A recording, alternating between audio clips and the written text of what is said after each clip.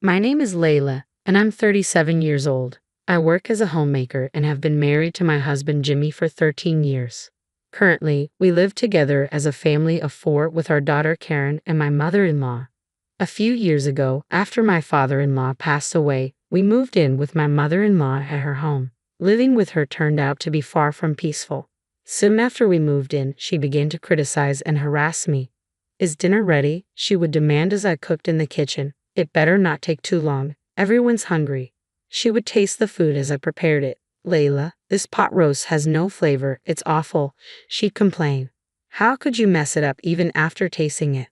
Despite her constant complaints, she never offered to help with dinner or any other household chores. During the day, she would simply lounge around the house. When dinner was finally served and we all sat down to eat, Jimmy and Karen would praise the food that earlier she had criticized. "This pot roast is delicious," they'd say. "Yeah, Mom, it's really tasty," Karen would add. At that point, my mother-in-law would change her tune. "Yes, the seasoning is just right," she'd say, contradicting her earlier criticism. Despite her harsh treatment of me, she always spoke kindly to Jimmy and Karen, never wanting them to see her differently. In front of Jimmy and Karen, she sometimes praised me. I thought to myself, today, Layla did all the housework considering my health. She's truly a capable wife, isn't she, Layla? Deep down, I knew that my mother-in-law had forced all the household chores onto me, but I dared not speak up. Whenever I tried to deny her false praise, she would subtly kick my leg under the table where no one else could see. "Yes, that's true," I would manage to say, offering a forced smile.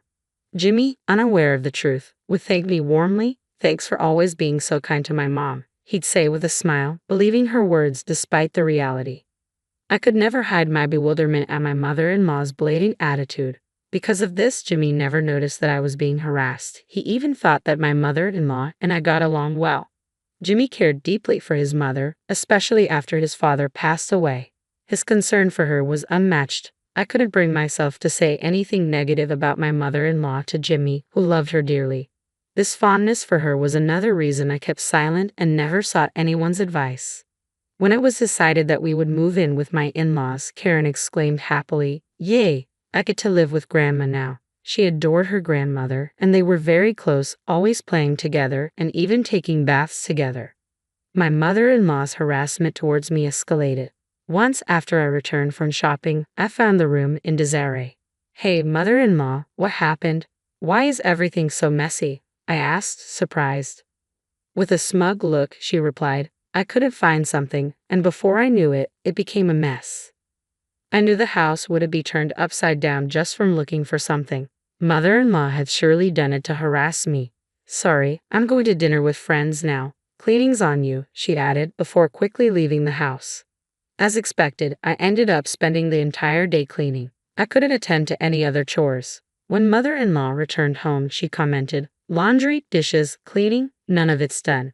What on earth were you doing?" I bit back my anger at her shameless behavior. I quietly continued with the housework, feeling the pressure of my mother-in-law's constant criticism. "Hurry up, or everyone will come home. If Jimmy realizes what an incapable wife you are, he'll surely divorce you," she taunted, never lifting a finger to help, only hurrying and nagging me. As the evening wore on and dinner remained nowhere near ready, my anxiety grew. In the end, dinner was late, she scolded. "What? Dinner's not ready yet? I'm sorry, it will be ready soon. Just wait a bit longer," I replied, trying to stay composed. Jimmy, concerned, asked, "Are you feeling ill?" "No, it's not that. Today has been a bit hectic," I started to explain, but a glance from my mother-in-law silenced me. Her glare warned me not to speak. Mother-in-law seemed determined to portray me as incapable, hoping Jimmy would grow frustrated and consider divorce. Yet Jimmy's kindness prevailed. Instead of blaming me, he expressed concern for my well-being. Unamused, mother-in-law's harassment towards me intensified. Lately, it extended beyond me to interfere in Karen's affairs. "You two seem to be pushing Karen into attending a private middle school," she accused. "Yes, we are. Is there a problem with that?" I replied firmly. "It's cruel to make her study late every night for exams." "Stop it right now," she demanded. "We are not going to stop just because you said so. Karen herself wants this," I countered. "Kids should just play and have fun. There's no need to force them to study," she insisted. Working hard now will open up more options for her future, and Karen wants this, I argued. You were not doing it for Karen, you were forcing it on her, aren't you? She accused sharply. That's not true, I replied firmly. As Karen dedicated herself to studying and attending tutoring sessions, our time together diminished, displeasing my mother-in-law. Just give up on the middle school exams. It's a waste of time, she concluded, dismissing Karen's aspirations. I couldn't contain my anger at her command. Mother-in-law's disrespect towards Karen's feelings and her selfish remarks infuriated me. Isn't it normal to support Karen when she wants to do this? I retorted, my frustration evident. What? How dare you talk back? Mother-in-law seemed taken aback, as I had never spoken up like this before. Karen's exams have nothing to do with you, mother-in-law, I asserted firmly. What do you mean, nothing to do? I'm her grandmother, she countered sharply. Realizing arguing would lead nowhere, I decided to leave. Enough of this, I'm going to pick up Karen, I stated, trying to diffuse the tension. Mother-in-law continued to harass me in front of Jimmy and Karen, seemingly unable to let go of my defiance. Today's dinner looks plain. Is this all we have? She criticized, clearly still upset with me. You can't even think about feeding a growing child. I'm sorry, I replied calmly. Finally, Jimmy couldn't remain silent any longer and snapped at his mother. Come on, Mom, don't complain about the meal that Layla made. His outburst caught mother-in-law off guard, and she quickly backpedaled. Oh, I'm sorry. That's not what I meant to say. Not wanting to escalate the conflict further, I brushed it off. It's fine. After dinner, while I was washing dishes, my mother-in-law came over and muttered ominously, "Remember this," before retreating to her room. From then on, every day was filled with fear, wondering what she might do next. Then one day, it was the day of Karen's acceptance announcement. We nervously headed to the venue. When we checked the bulletin board, Karen's number was clearly displayed there. You did it, Karen. Awesome, you got accepted, we exclaimed, overjoyed. Karen had been studying tirelessly for months, and her efforts had paid off with her passing the middle school exams. We have to celebrate today, I declared. Karen, what would you like to eat? Steak, it's my absolute favorite, Karen replied excitedly.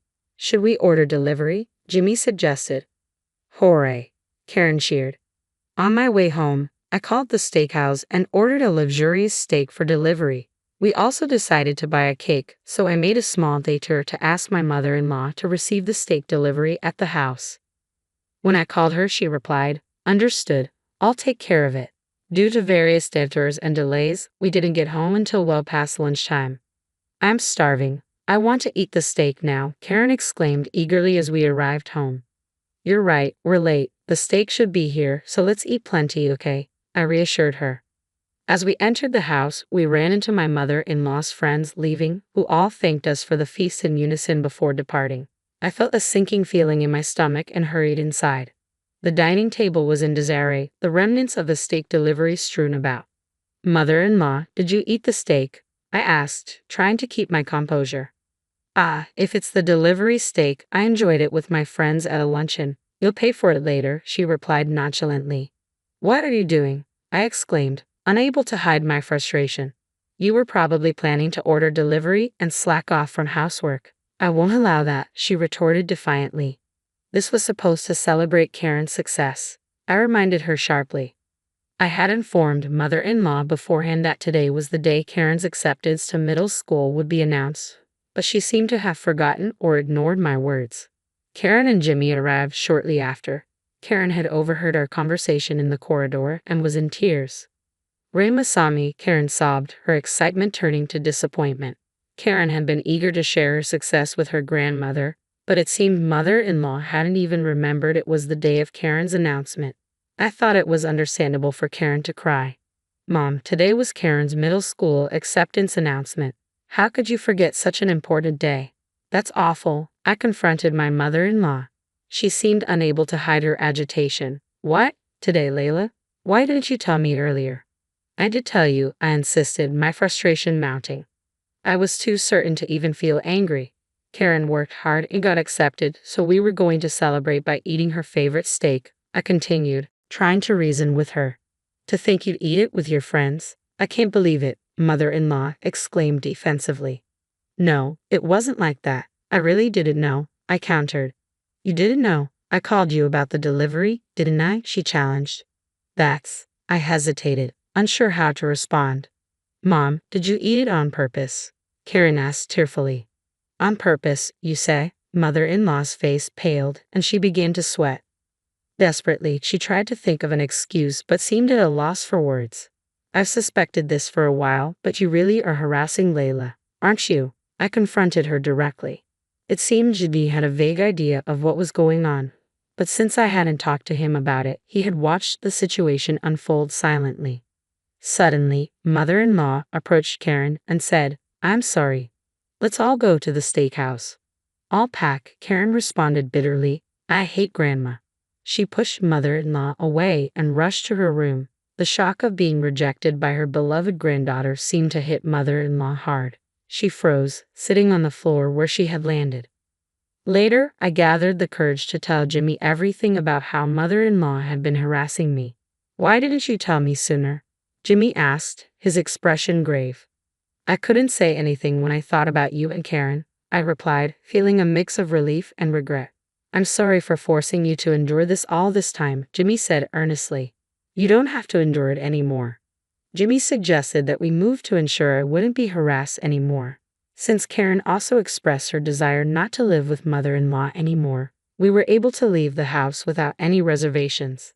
Thank you, I said gratefully. On moving day, while I was packing, mother-in-law came into the room. Are you really leaving the house? She asked, her face showing signs of sadness.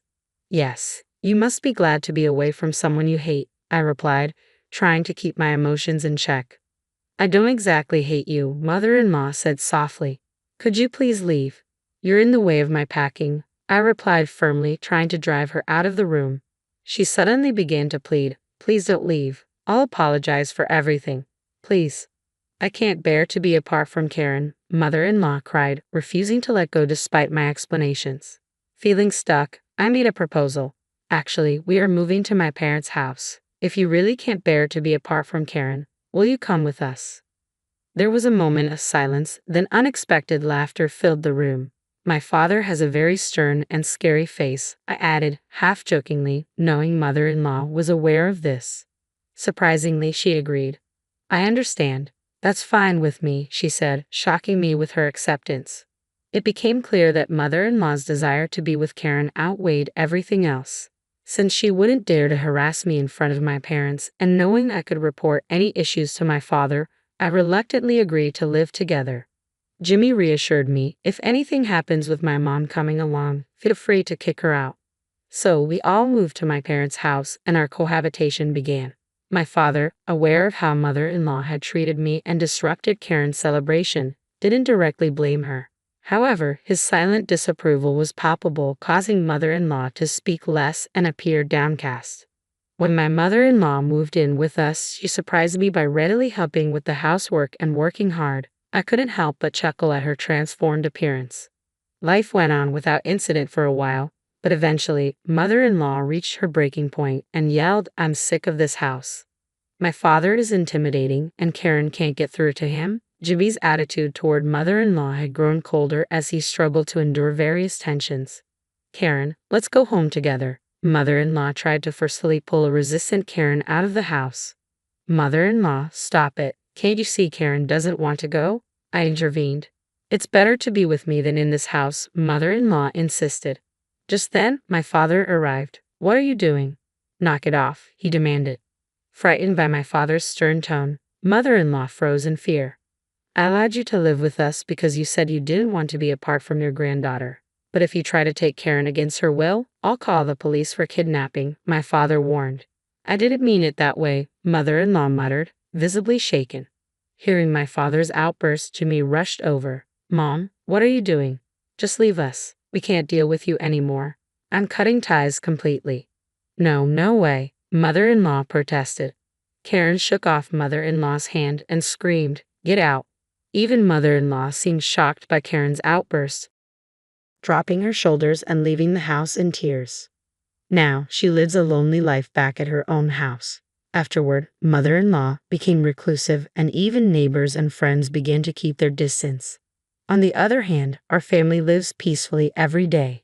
Karen studies diligently at her private school, and Jimmy has grown close to my parents, especially my father, with whom he enjoys daily drinks. Reflecting on everything, I wish I had spoken to Jimmy earlier and moved to my parents' house. The cream-colored envelope sat on my marble kitchen counter like a landmine waiting to detonate. Even from across the room, I recognized my mother's perfect calligraphy, the same writing that had adorned countless birthday cards and Christmas presents before she decided I wasn't worth the ink anymore. I'm Serena, and 10 years ago I lost everything because I trusted my family. Now they want something from me, and the irony is almost poetic.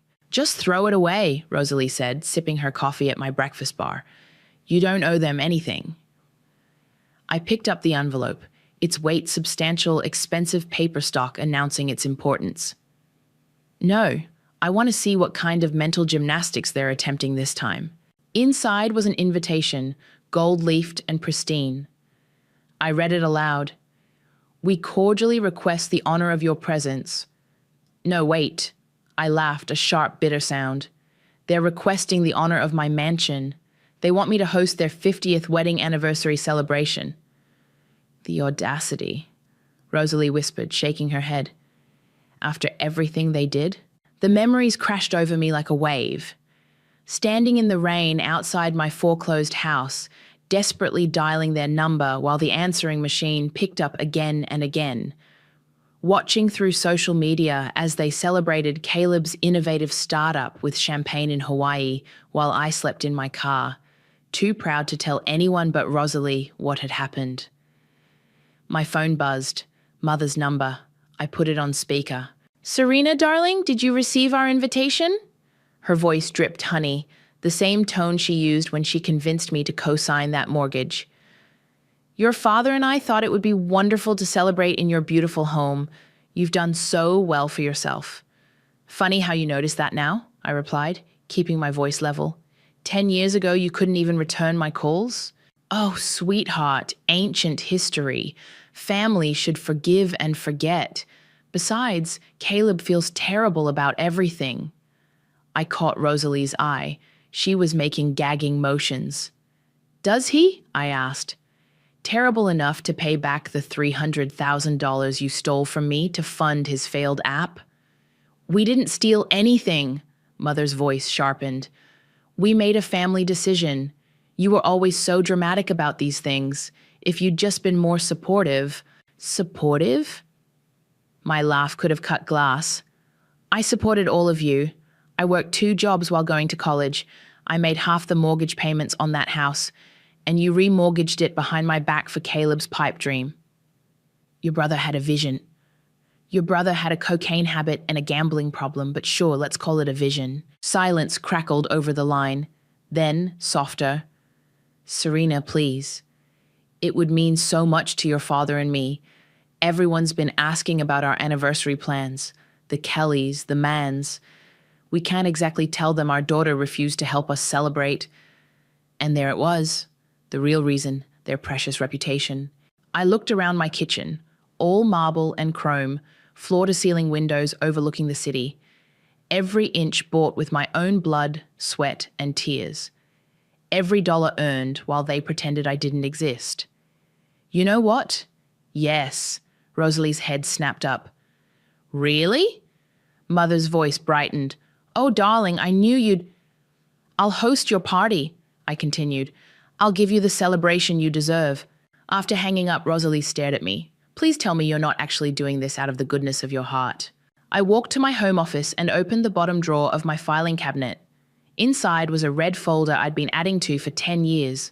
Bank statements, email screenshots, voicemails transferred to digital files.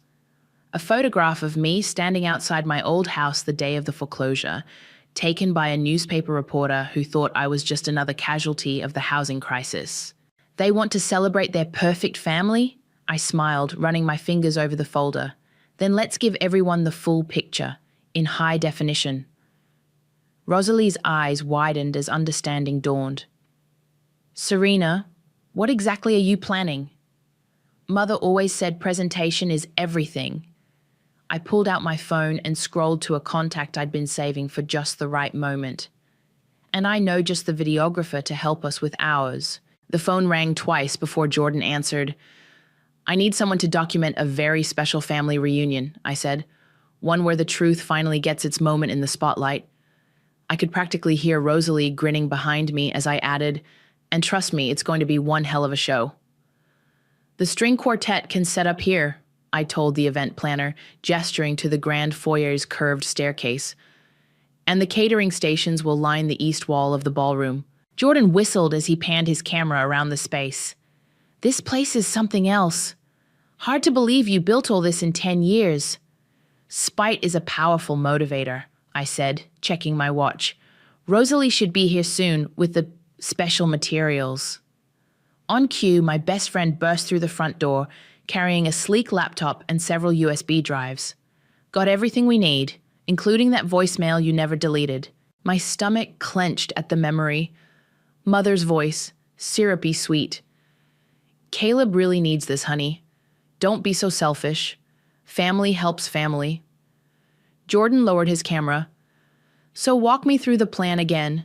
Your parents think I'm just filming a standard anniversary video? Exactly. I led them into my home office.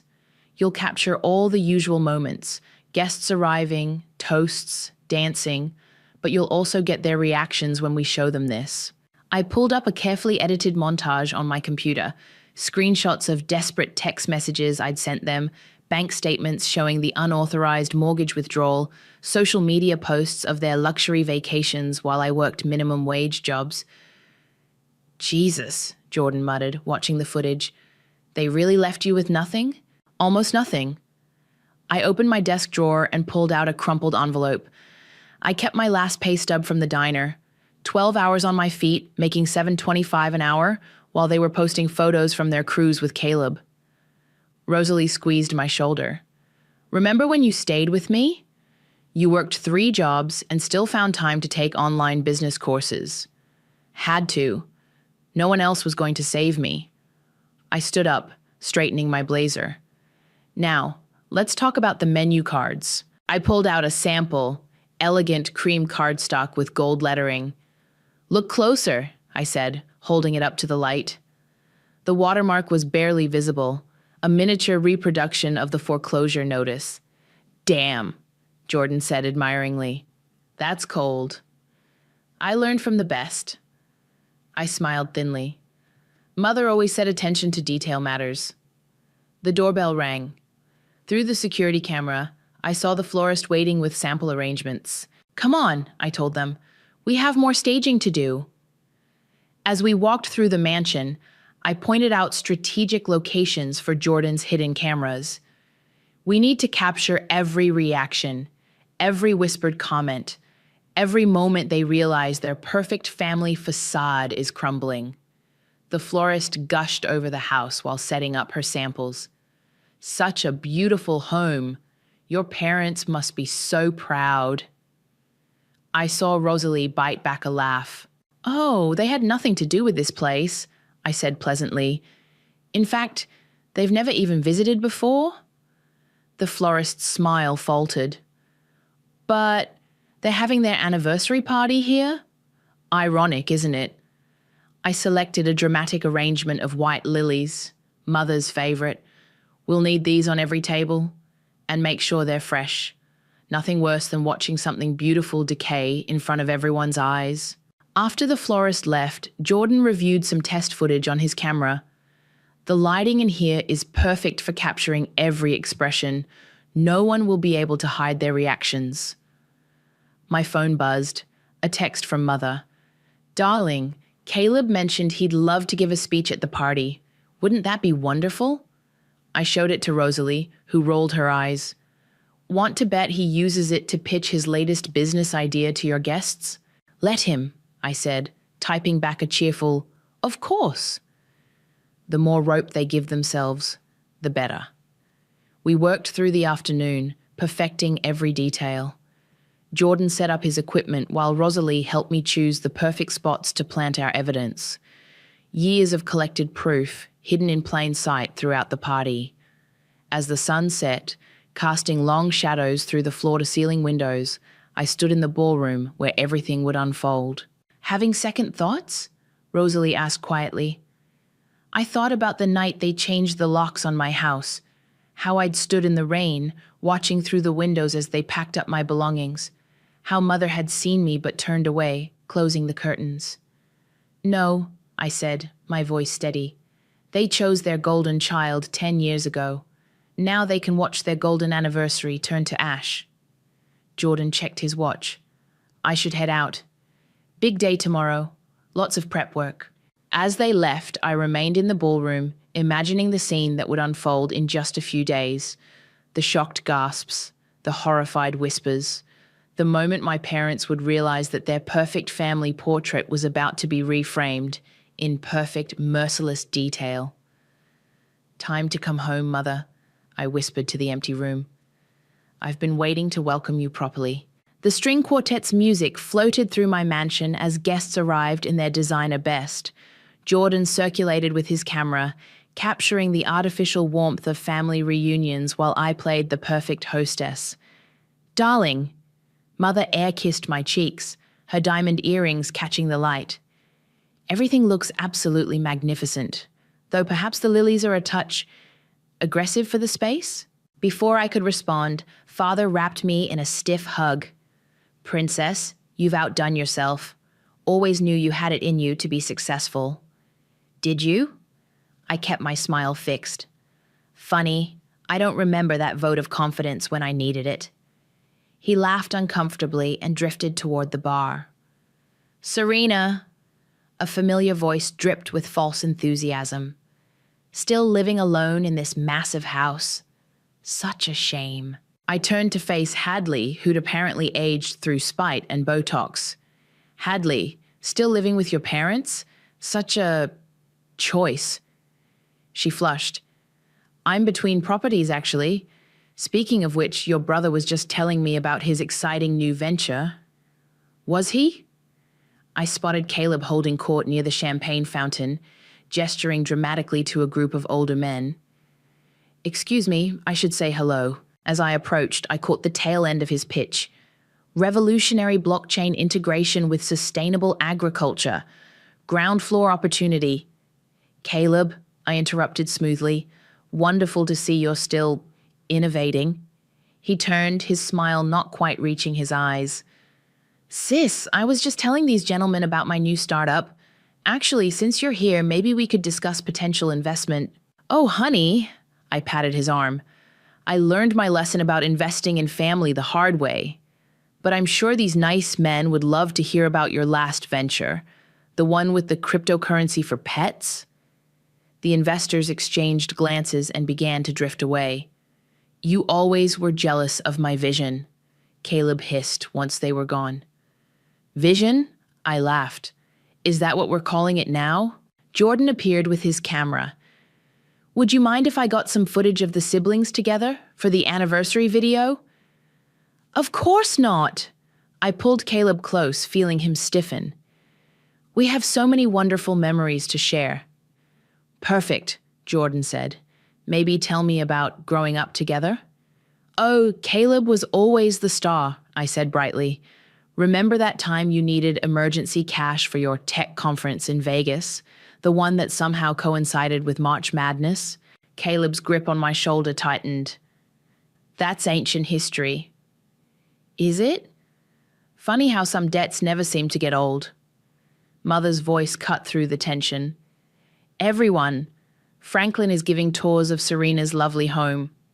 Do join him upstairs."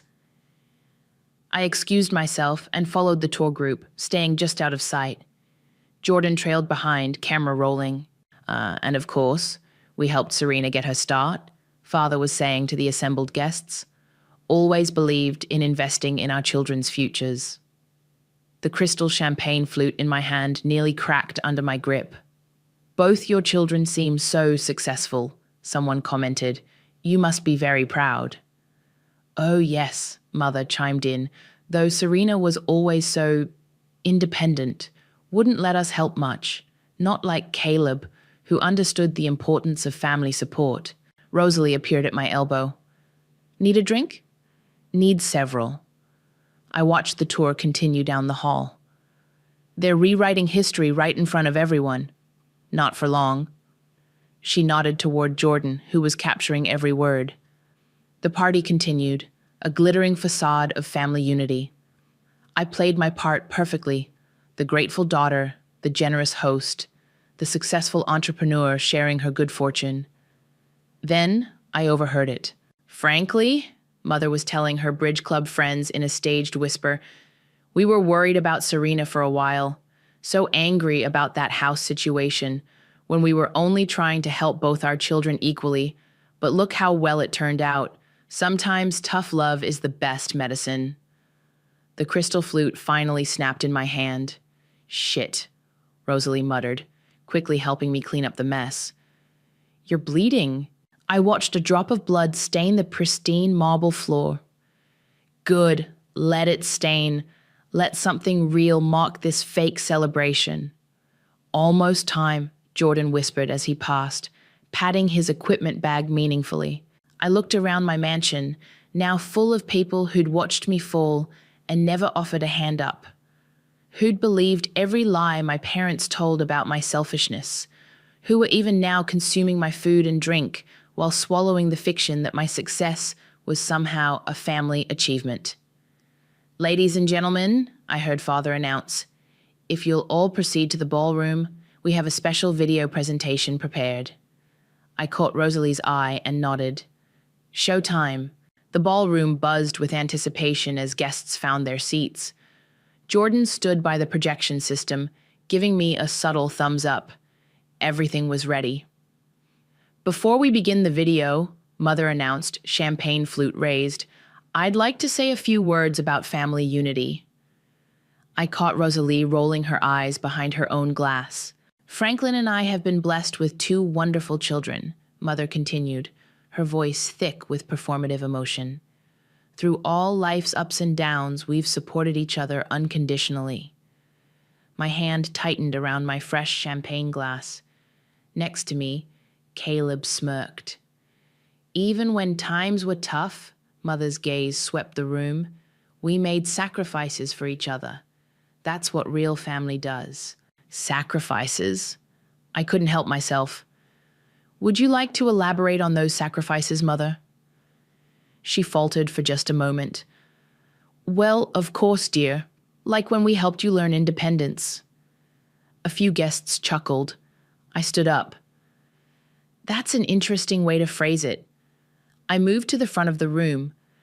Since we're on the topic of family history, why don't we watch that video now? Wait, Caleb interrupted. I thought I was giving my speech first. Oh, you'll have your moment, brother. Trust me. Jordan dimmed the lights. The massive screen flickered to life. One moment, I addressed the crowd. While we're celebrating family unity, I overheard some confusion about how I acquired this house. Mother, Father, would you like to clarify for everyone how you helped me achieve this success? Father puffed up proudly. Well, we always encouraged your ambitions. Really? I turned to the guests. Because I have a different memory. Jordan, could you play that clip from earlier? The screen showed Father from just an hour ago. And of course, we helped Serena get her start. Always believed in investing in our children's futures. Interesting. I paced slowly across the front of the room. Would anyone like to guess how much my parents invested in my future? The exact dollar amount? Mother stood abruptly. Serena, this isn't the time. Actually, it's exactly the time. The amount was negative $300,000. That's how much they took from me. Murmurs rippled through the crowd. Now, Father attempted to laugh it off. You're making it sound so dramatic. Jordan, I called out. Play the rain footage. The screen showed a shaky cell phone video. Me, standing in a downpour outside my old house, pounding on the door. Mother's face appeared briefly in the window before the curtain closed. That was the night they changed the locks, I explained to the stunned audience, after remortgaging my house without my knowledge to fund Caleb's startup. That's a lie, Caleb shouted, jumping to his feet. Is it? Jordan, the bank statements, please? Documents filled the screen, mortgage papers, withdrawal records, transfer confirmations to Caleb Tech Ventures. Stop this at once, Mother's voice shook with rage. Why? Isn't this the family unity you wanted to celebrate? Here's another classic family moment. The screen showed Mother's social media posts, cocktails on a Hawaiian beach, tagged Jacques family vacation chakra blessed. The timestamp matched another document, my pay stub from working the night shift at a 24-hour diner. You see, I continued as the evidence mounted on screen, while I was sleeping in my car and working 3 jobs, my loving family was investing in their favorite child's dreams. And when it all fell apart, they had a very unique way of showing support. Jordan played the saved voicemail. Caleb really needs this, honey. Don't be so selfish. Family helps family. The ballroom had gone deathly quiet. Hadley's mouth hung open. Several guests were staring at their shoes. Serena, Father's voice cracked. We never meant to get caught, I finished. To have your perfect family facade crumble in front of all your friends? To face actual consequences for once? How dare you? Mother hissed. After we gave you everything, you gave me nothing, my voice finally broke. You took everything I had and gave it to him. I pointed at Caleb, who had gone pale. And then you abandoned me when I needed you most. The screen continued cycling through evidence, ignored texts, declined calls, social media posts showing their luxurious lifestyle while I rebuilt from nothing. But you're right about one thing, Mother. I lifted my glass. Family does make sacrifices.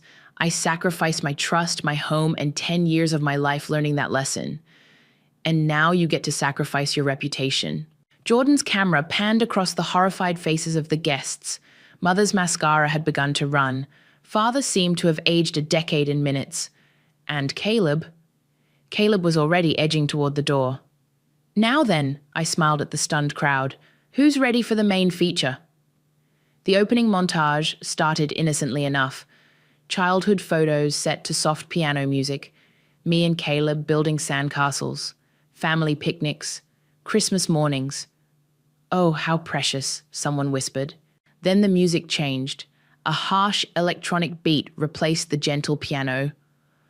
What's happening? Mother demanded as the screen filled with a high-resolution scan of the foreclosure notice. Just keeping it real, I said, taking center stage. Since we're celebrating history, let's not skip the important parts. Email chains populated the screen. My desperate messages. Please answer your phone. The bank is taking the house. I don't understand. How could you remortgage without telling me? Mom, Dad, I'm sleeping in my car. Please help. Each one marked read with no response. Turn it off, Father shouted at Jordan, who kept filming steadily. Can't do that, sir. Professional integrity. The screen split to show surveillance footage from my old neighborhood. Me, loading what few possessions I could fit into my beaten-up Honda. Mother and Father pulling up in their Mercedes, walking past without a glance. You recorded us? Mother's voice shook with outrage. The security cameras did. Amazing what you can request from county records. Caleb tried to bolt for the door, but Rosalie blocked his path. Stay for the best part, buddy. Your startup pitch videos are coming up. Sure enough, the screen filled with Caleb's face, younger and cocaine jittery, promising investors revolutionary tech solutions, while charts showed hundreds of thousands disappearing into his company's accounts. This is slander, he shouted. Actually, I corrected, it's public record. Your bankruptcy filing was very detailed. The footage shifted to social media posts. My parents on cruise ships, at spa retreats, funding Caleb's fresh starts, while I worked double shifts. Each post time-stamped, each luxury purchase documented alongside my minimum wage deposits. You're just jealous, Mother spat, mascara streaming down her face. You always resented Caleb's success. Success? I laughed. Jordan, show them the Vegas footage. Security camera clips from various casinos showed Caleb gambling away investor funds at high-stakes tables. Mother and father covering his markers with money that should have been paying my mortgage. "My God," Hadley breathed. "You monsters." Now, I smiled. "They're not monsters. They're just family." The screen filled with newspaper clippings. Local coverage of the housing crisis, featuring my old house. Business articles about Caleb Tech's collapse. And finally, years later, stories about my rise in real estate development. "Not one penny," I addressed the crowd. "That's how much help I got building this life." While they funded failure after failure for their precious son, I slept in my car, worked every job I could find, and taught myself business at the public library. "We did what we thought was best," Father tried weakly. "Best for who?" Rosalie shot back. "I watched her cry herself to sleep on my couch for months while you were posting about family loyalty on Facebook." The final sequence began playing, a perfect mirror of the opening montage. But instead of happy family photos, it showed the reality. Empty chairs at holidays, ignored birthday cards, years of calculated indifference while I rebuilt my life from scratch. "Happy anniversary!" I raised my glass to my shell-shocked parents. "Here's to family unity." Mother lunged for me, hand raised to slap, but Jordan caught it all on camera. "Careful," he warned. "Battery assault looks bad in court." "You've ruined everything," she sobbed. "No, Mother. You did that years ago. I just made sure everyone saw the footage." Guests began standing, gathering their things in uncomfortable silence. Some shot disgusted looks at my parents. Others wouldn't meet anyone's eye. "Wait," Caleb pleaded as his potential investors headed for the exit. "My business proposal is exactly as solid as your last one," I finished. "But don't worry, I'm sure Mom and Dad will fund it. That's what real family does, right?"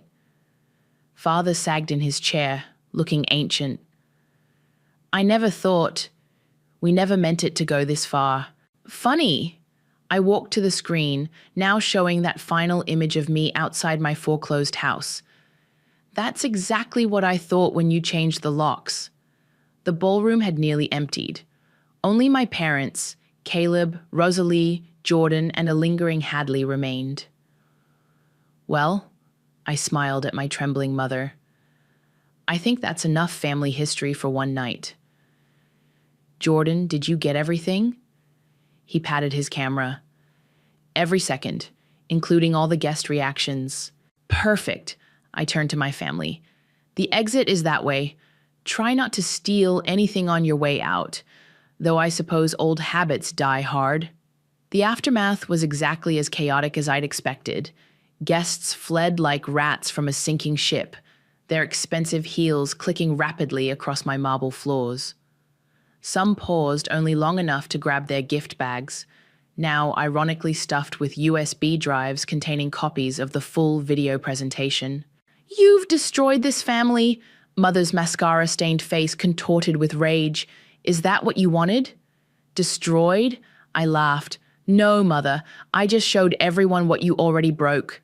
Caleb charged toward me, his face red. "You stupid bitch! I had investors lined up tonight." Rosalie stepped between us. "Back off, startup boy. The only thing you had lined up was another scam." "It wasn't a scam." He turned to our parents. Tell her my business is legitimate this time." Father couldn't even look at him. He just sat there, staring at his hands, looking smaller than I'd ever seen him. "Oh my God," Hadley's voice cut through the tension. She was scrolling through her phone. "It's already hitting social media. Someone live streamed the whole thing." "What?" Mother grabbed her own phone, fingers trembling. No. Karma's really embracing digital these days, isn't it?" I smiled. "Jordan, make sure you get this part too." "You can't film this!" Caleb lunged for Jordan's camera but stumbled, knocking over a champagne tower. The crystal glasses shattered across the floor, a perfect metaphor for the evening. "Actually, I can," Jordan replied calmly. "Your sister had everyone sign media releases at the door, standard practice for event photography. You did read what you signed, right? Caleb's face went from red to white. You planned this, all of it. For 10 years, I confirmed. Though you made it surprisingly easy, your social media trail of failures and fraud was very thorough. Mother suddenly rushed at me, hand raised. The slap echoed through the nearly empty ballroom. Feel better? I asked, touching my cheek, because that's assault on camera and I'm pressing charges. You wouldn't dare, she gasped. Try me. I learned from the best how to hurt family. Father finally stood up. Enough.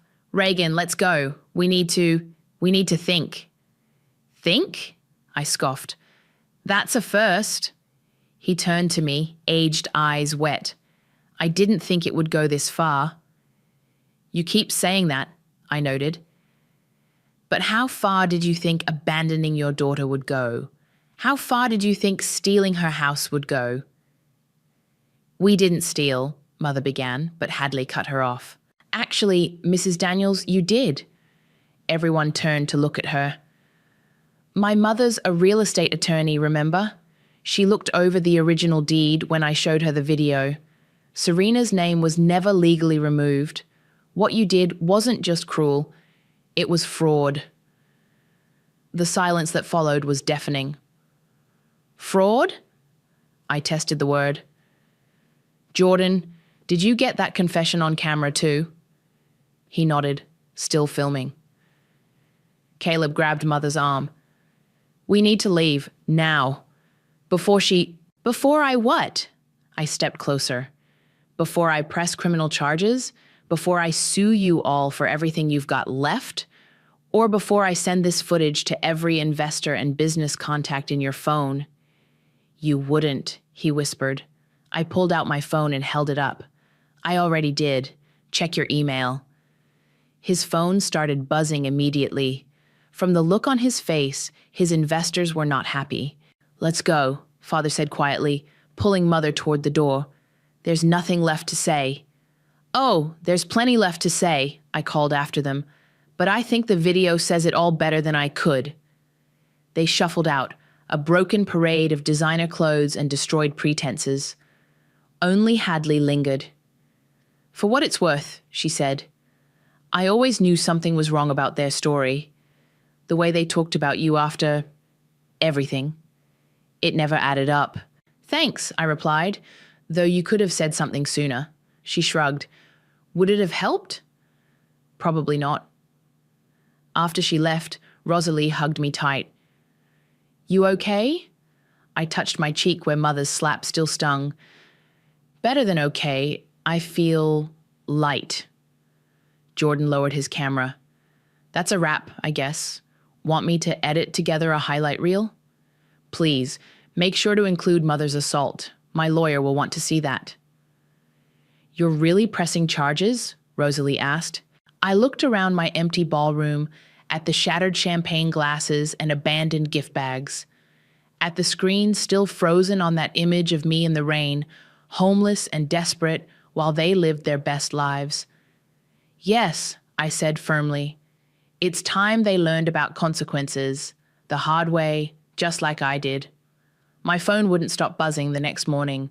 News travels fast in the age of social media, and apparently a wealthy family's public implosion makes for irresistible content. Have you seen this? Rosalie sent me a link to a local news website. The headline read, Golden Anniversary Turns to Lead, Family Fraud Exposed at Society Event. Before I could respond, another call came in, my investor friend from Morocco. Serena, he said without preamble, your brother just tried to pitch me his new venture. Something about blockchain and sustainable agriculture. Let me guess, he needs startup capital? He was very persistent until I mentioned seeing certain unedited family footage. I smiled. And I told him I don't invest in people who steal from their own sisters. Neither do any of my associates. After hanging up, I opened the old box from my foreclosed house, the one I'd kept sealed for 10 years. Inside, beneath old photos and worthless papers, I found what I was looking for. A handwritten note from my grandmother. My dearest Serena, it read, never let them silence your truth. You're stronger than they know. My phone buzzed again. A text from Hadley. OMG, your brother just got served with papers outside Starbucks. Someone got it on video. I clicked the link. Sure enough, there was Caleb spluttering as a process server handed him a thick envelope. The comments were ruthless. Karma comes with receipts. Family fraud finally faces consequences. Rosalie burst through my front door without knocking. Your mother's trying to spin this on social media, says you're mentally unstable and edited the footage. Is she now? I pulled up my laptop. Jordan, you got that assault on camera from multiple angles, right?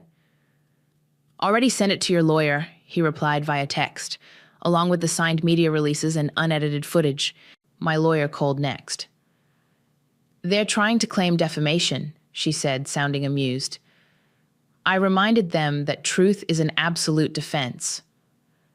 Also, your grandmother's original house deed? They never had the legal right to remortgage your portion. We're looking at serious fraud charges. What about mother's assault? Battery charges filed this morning. The video evidence is crystal clear. I walked to my floor-to-ceiling windows, looking out over the city I'd conquered on my own. Any response from their lawyer? They're claiming emotional distress from public humiliation. I laughed. Funny how that works both ways. Another text from Hadley. Your parents just got kicked off the hospital charity board. Something about no longer reflecting community values. The doorbell rang. A courier delivered a thick manila envelope, Caleb's lawsuit threat. I added it to my grandmother's box, now repurposed for documenting their downfall. Rosalie came over with wine and takeout. You know what's crazy? People are sharing their own stories now. You're trending under darn family fraud. She showed me the posts, hundreds of people sharing similar stories of family betrayal and financial abuse. Maybe some good can come from this mess, I mused. Already has. Look. She pulled up a news article about increased fraud reporting in family financial cases. You inspired people to speak up. My phone buzzed yet again. Father's number. What do you want? I answered coldly. Please, his voice cracked. We're staying with Caleb, his apartment. It's not suitable for your mother's health conditions. Sounds like a personal problem. Princess, please, don't call me that ever again. We'll make it right, he begged. Whatever you want. What I wanted was parents who wouldn't steal from me. What I wanted was a brother who saw me as more than an ATM. What I wanted was a family who'd answer their phone when their daughter was sleeping in her car. Silence. But what I'll settle for, I continued, is watching you face consequences. How's that investor meeting going, by the way? The one Caleb had scheduled for today? He hung up. Rosalie poured more wine. You okay? Better than okay. I showed her my grandmother's note. She knew. She always knew they'd try to break me. Instead, you broke their whole facade. My laptop pinged. An email from Jordan with the final edited footage. Want to watch? He asked. Post it, I replied. All of it. You sure? It's pretty raw. I thought about that scared, broken girl standing in the rain 10 years ago, how she'd rebuilt herself from nothing, turning pain into power. I'm sure, I typed. Someone else might need to see it. Someone else might need to know they're not crazy for standing up to family abuse. Posted, he confirmed minutes later. I raised my glass to my grandmother's note, now framed on my wall. Here's to unsilenced truth. Rosalie clinked her glass against mine. And to karma, served ice cold, with video evidence. The mansion felt different now. Not empty exactly, but cleansed. I walked through the ballroom where it all went down, my heels clicking on marble that no longer echoed with fake laughter and hollow promises. My phone lit up with a news alert. Local tech entrepreneur faces federal fraud charges. Caleb's mugshot stared back at me. The FBI had finally connected the dots between his failed ventures and missing investor funds. Karma really said, "Hold my beer," didn't she? Rosalie remarked, scrolling through her own phone. Your parents' country club membership got revoked too. How tragic, I deadpanned. Whatever will Mother do without her weekly bridge game? The doorbell rang. Hadley stood there, clutching a thick folder. You need to see this. My mom found more documents about your old house. I led them to my office, where Jordan was already setting up his camera. Still documenting? I asked. People want to know how the story ends, he shrugged. Your video hit 5 million views. Hadley spread the papers across my desk. Look at these dates. They started planning to take your house months before Caleb's startup even launched. They were using you as a backup plan the whole time. My hands shook as I read the documents. They knew his business was a scam from the beginning. They knew everything, Hadley confirmed. My mom's firm handled the paperwork. She quit over it, said it was clearly fraud. My phone buzzed. Father again. What now? I answered on speaker. Your mother's in the hospital, he said quietly. The stress, her heart. Really? I scrolled through my security camera app. Because my cameras show her shopping at Nordstrom an hour ago. He hung up. Still trying to manipulate you, Rosalie observed. Old habits die hard. I picked up my grandmother's framed note. But so does the truth. Jordan's camera beeped. Speaking of truth, you've got a visitor coming up your driveway. On the security feed, I watched Mother march toward my front door, designer handbag swinging. I buzzed her in before she could ring the bell. Come to slap me again? I asked as she burst into my office. Jordan's still filming, by the way. You've destroyed everything, she spat. Our reputation, our social standing. Your fraud scheme? Hadley held up the documents. Your illegal remortgage plan? Mother's face went pale. Where did you get those? Turns out Karma keeps excellent records. I stood up. Why are you really here? She deflated slightly, sinking into a chair. We need money. The legal fees. Caleb's arrest. Your father's golf friends won't even take his calls anymore. Fascinating, I replied. Tell me, where were these concerns when I needed help? That was different. You're right, it was different. I was innocent. I had done nothing wrong except trust my family. I walked to my wall safe and pulled out an envelope. Here's your loan application rejection letter. I had it prepared weeks ago. You knew I would come asking? Mother, I knew everything you would do. I learned from the best, remember? She stood up shakily. So that's it? You'll just let your family suffer? No, I smiled. I'm letting you face consequences. There's a difference. The court seized Caleb's assets. She tried one last time. We have nowhere to go. Actually, Rosalie chimed in, I hear the extended stay motel by the highway has weekly rates. Mother left without another word, but her designer heels didn't click quite so confidently on their way out. You okay? Hadley asked after she was gone. I looked around my office, at Jordan still filming, at Rosalie and Hadley with their unwavering support, at my grandmother's note reminding me to speak my truth. I'm perfect, I replied. For the first time in 10 years, everything is exactly as it should be. My phone pinged with a final news alert. Family fraud video sparks national conversation about financial abuse. Want to know the best part? Jordan showed me his camera screen.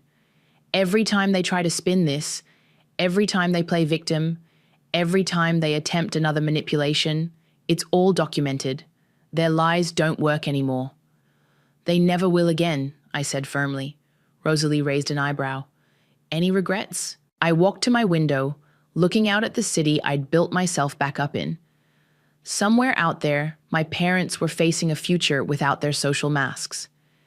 Caleb was learning that actions have consequences, and I was finally free. Just one regret, I smiled, that I didn't do this sooner. I turned back to my friends, my real family, and felt lighter than I had in years. Now who's hungry? I hear there's a great extended stay motel diner we could try. Their laughter filled my mansion, and this time the echoes felt exactly right. The worst betrayals don't come with dramatic music or thunderclaps. Mine arrived on a sunny Tuesday afternoon, wrapped in the gentle buzz of my mother's iPhone notification. I'm Phoebe, and until that moment, I thought I was a good daughter. The kind who worked 60-hour weeks as a financial consultant to make sure her parents lived comfortably. The kind who paid off their mortgage 10 years early. The responsible one. I'd stopped by their house, the house I'd been paying for since I was 22, to surprise them with the final mortgage statement. The front door was unlocked as usual, but nobody answered my calls. Mom's designer purse sat on the kitchen counter, next to a half-empty glass of her favourite Pinot Grigio. The house smelled of her signature lavender candles. That's when her phone lit up. "Our poor, dull daughter," the group chat notification read. I shouldn't have looked.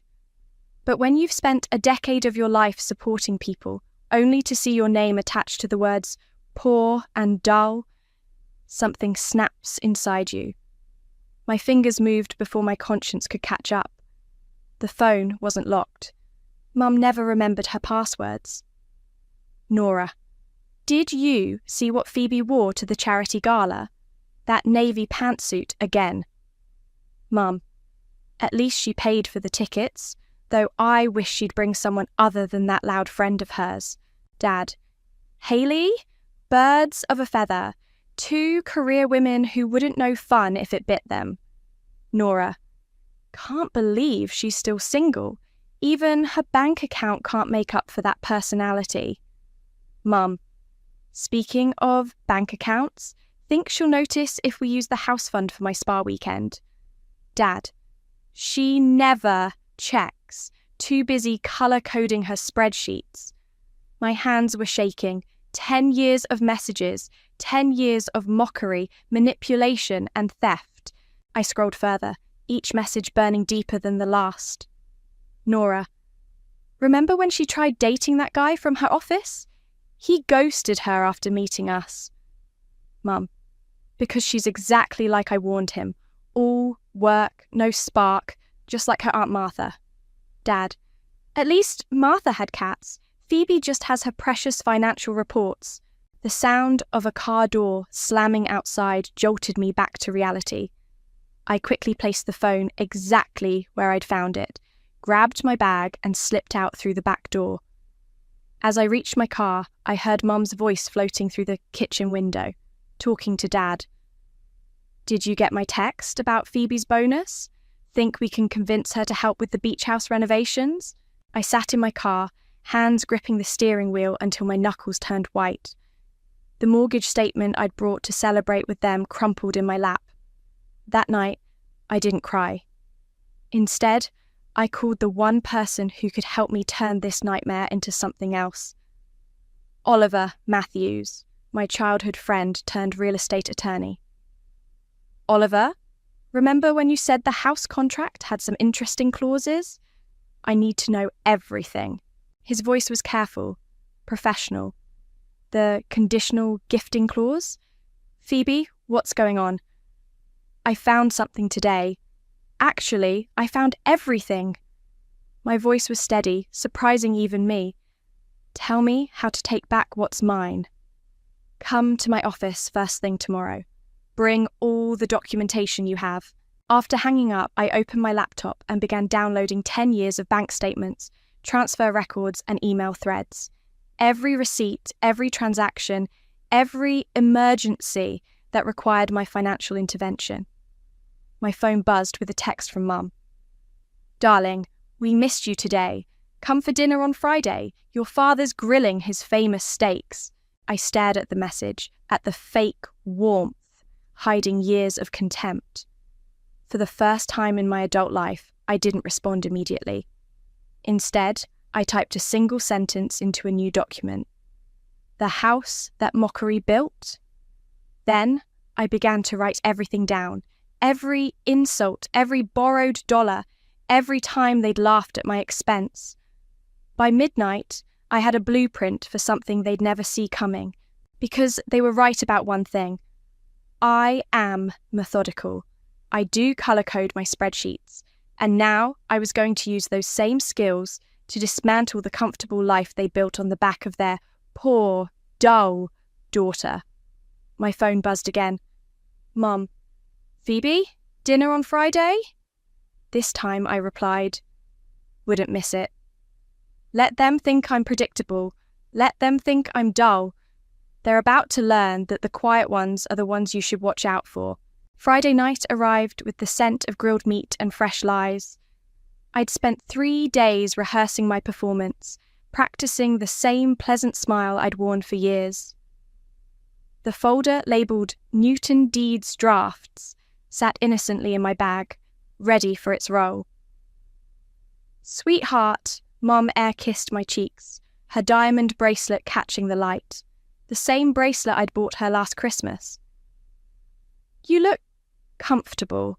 I smoothed my intentionally plain sweater. Thanks, Mum. Something smells amazing. Daddy's special marinade, Nora sang from the couch, not looking up from her phone. Christian's coming too. He just landed his private jet. Of course he did. I set my bag down near Mum's favourite snooping spot, the kitchen counter closest to her wine station. Dad appeared from the patio, tongs in hand. There's my responsible girl. How's work treating you? Actually, really well. I pulled out my phone. We just landed the Peterson account. Want to see the projections? Oh, honey. Mum's laugh tinkled like expensive wind chimes. Nobody wants to talk about spreadsheets at dinner. Tell us about your love life instead. I caught Nora smirking behind her phone. Nothing exciting there, I said, watching Mum's eyes light up with poorly concealed glee. But I did start an interesting new project. Property law stuff. Dad nearly dropped his tongs. Property law? Just some research. I waved dismissively. Boring, legal things about deed transfers and conditional ownership. Actually, I brought some documents to review after dinner. The doorbell saved them from responding. Christian strutted in, all white teeth and designer labels. Ladies, Peter, sorry I'm late. Had to handle some trust fund drama. Dinner was a masterclass in artificial harmony. I watched them perform their usual roles. Mum, the gracious hostess, Dad, the wise patriarch, Nora, the charming social butterfly, and Christian, the wealthy suitor. I played my part too, the dutiful, dull daughter, nodding at all the right moments. So, Christian, I said during dessert, I heard your family's real estate portfolio is expanding. He preened. Absolutely. We're acquiring properties left and right. It's all about the fine print, you know?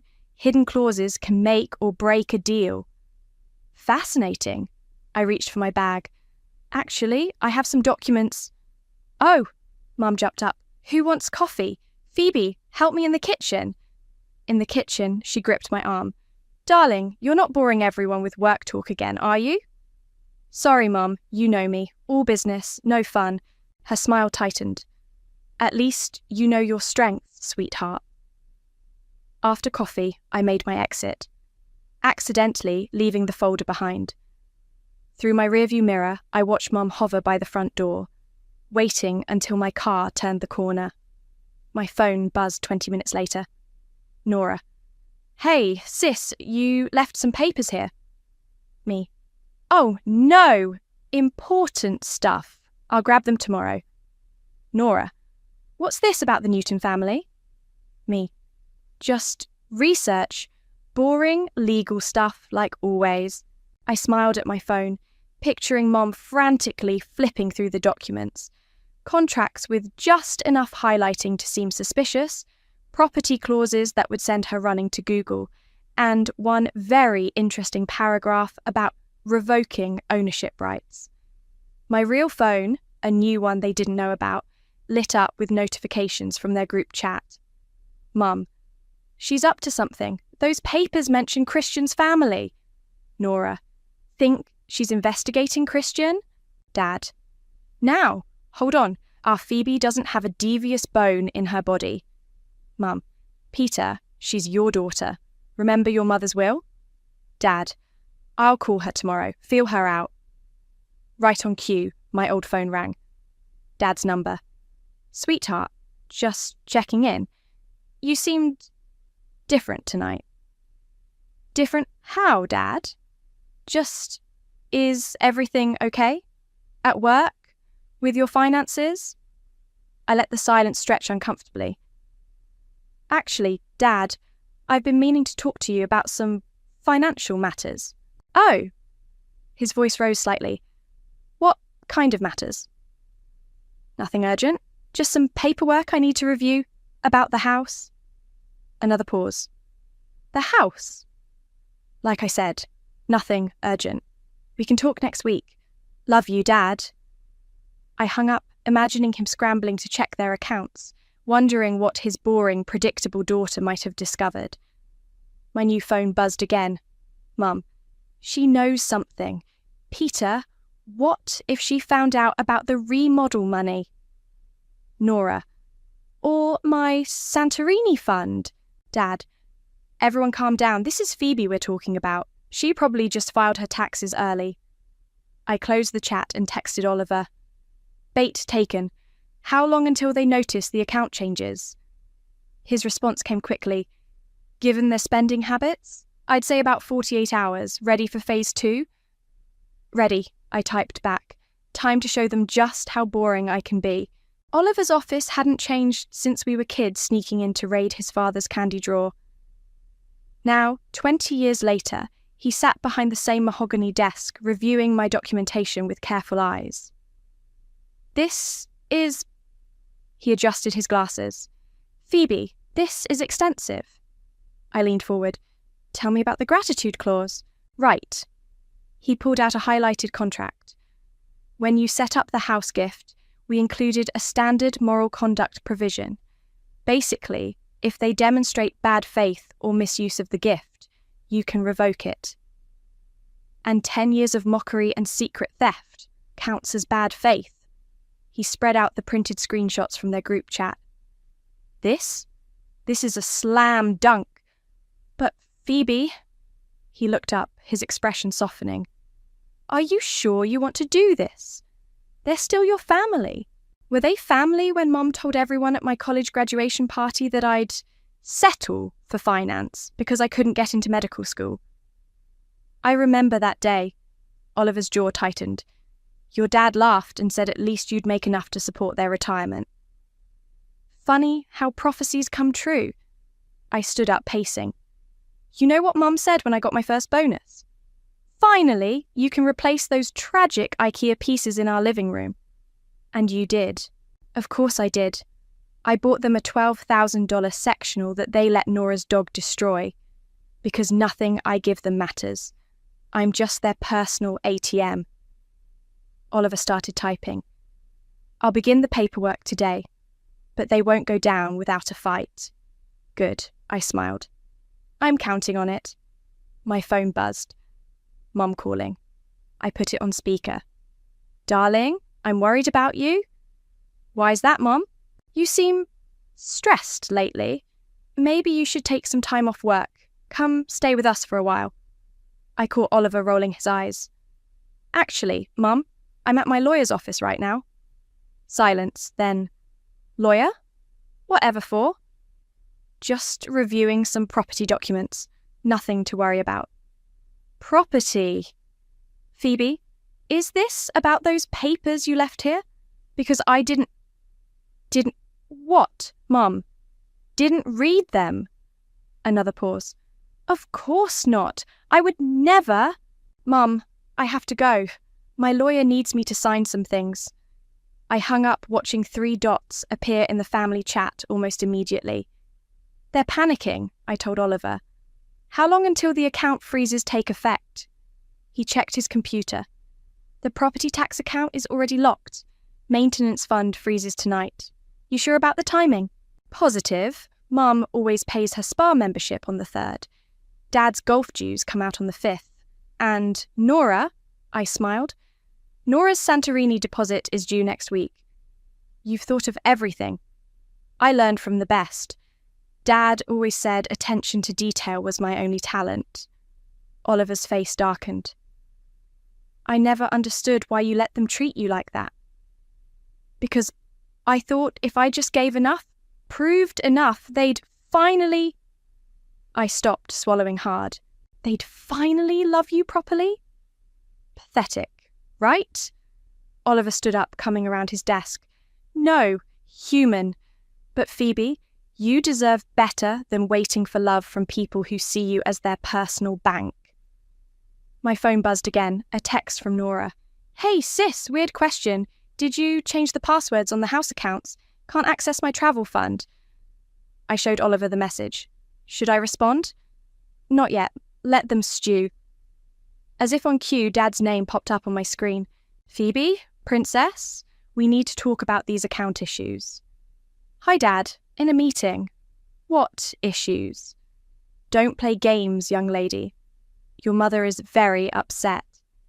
Sounds serious. Maybe we should all sit down together, have a family meeting. Now, you're being ridiculous. Just unlock the accounts. Sorry, Dad. My lawyer says I shouldn't discuss this over the phone, but I'm free next Thursday for that family meeting. I ended the call and watched the group chat explode. Mum, she's lost her mind. Nora, my deposit. What about my trip? Dad, everyone stay calm. She's bluffing. Our Phoebe doesn't have the spine for this. That's where you're wrong, Dad, I muttered, putting my phone away. That's where you've always been wrong. Oliver handed me a stack of papers. Initial, here, and sign at the bottom. Once these are filed, there's no going back. I took the pen, remembering every dismissive comment, every stolen dollar, every fake smile. Good, I said, signing my name with a flourish, because I'm done going back.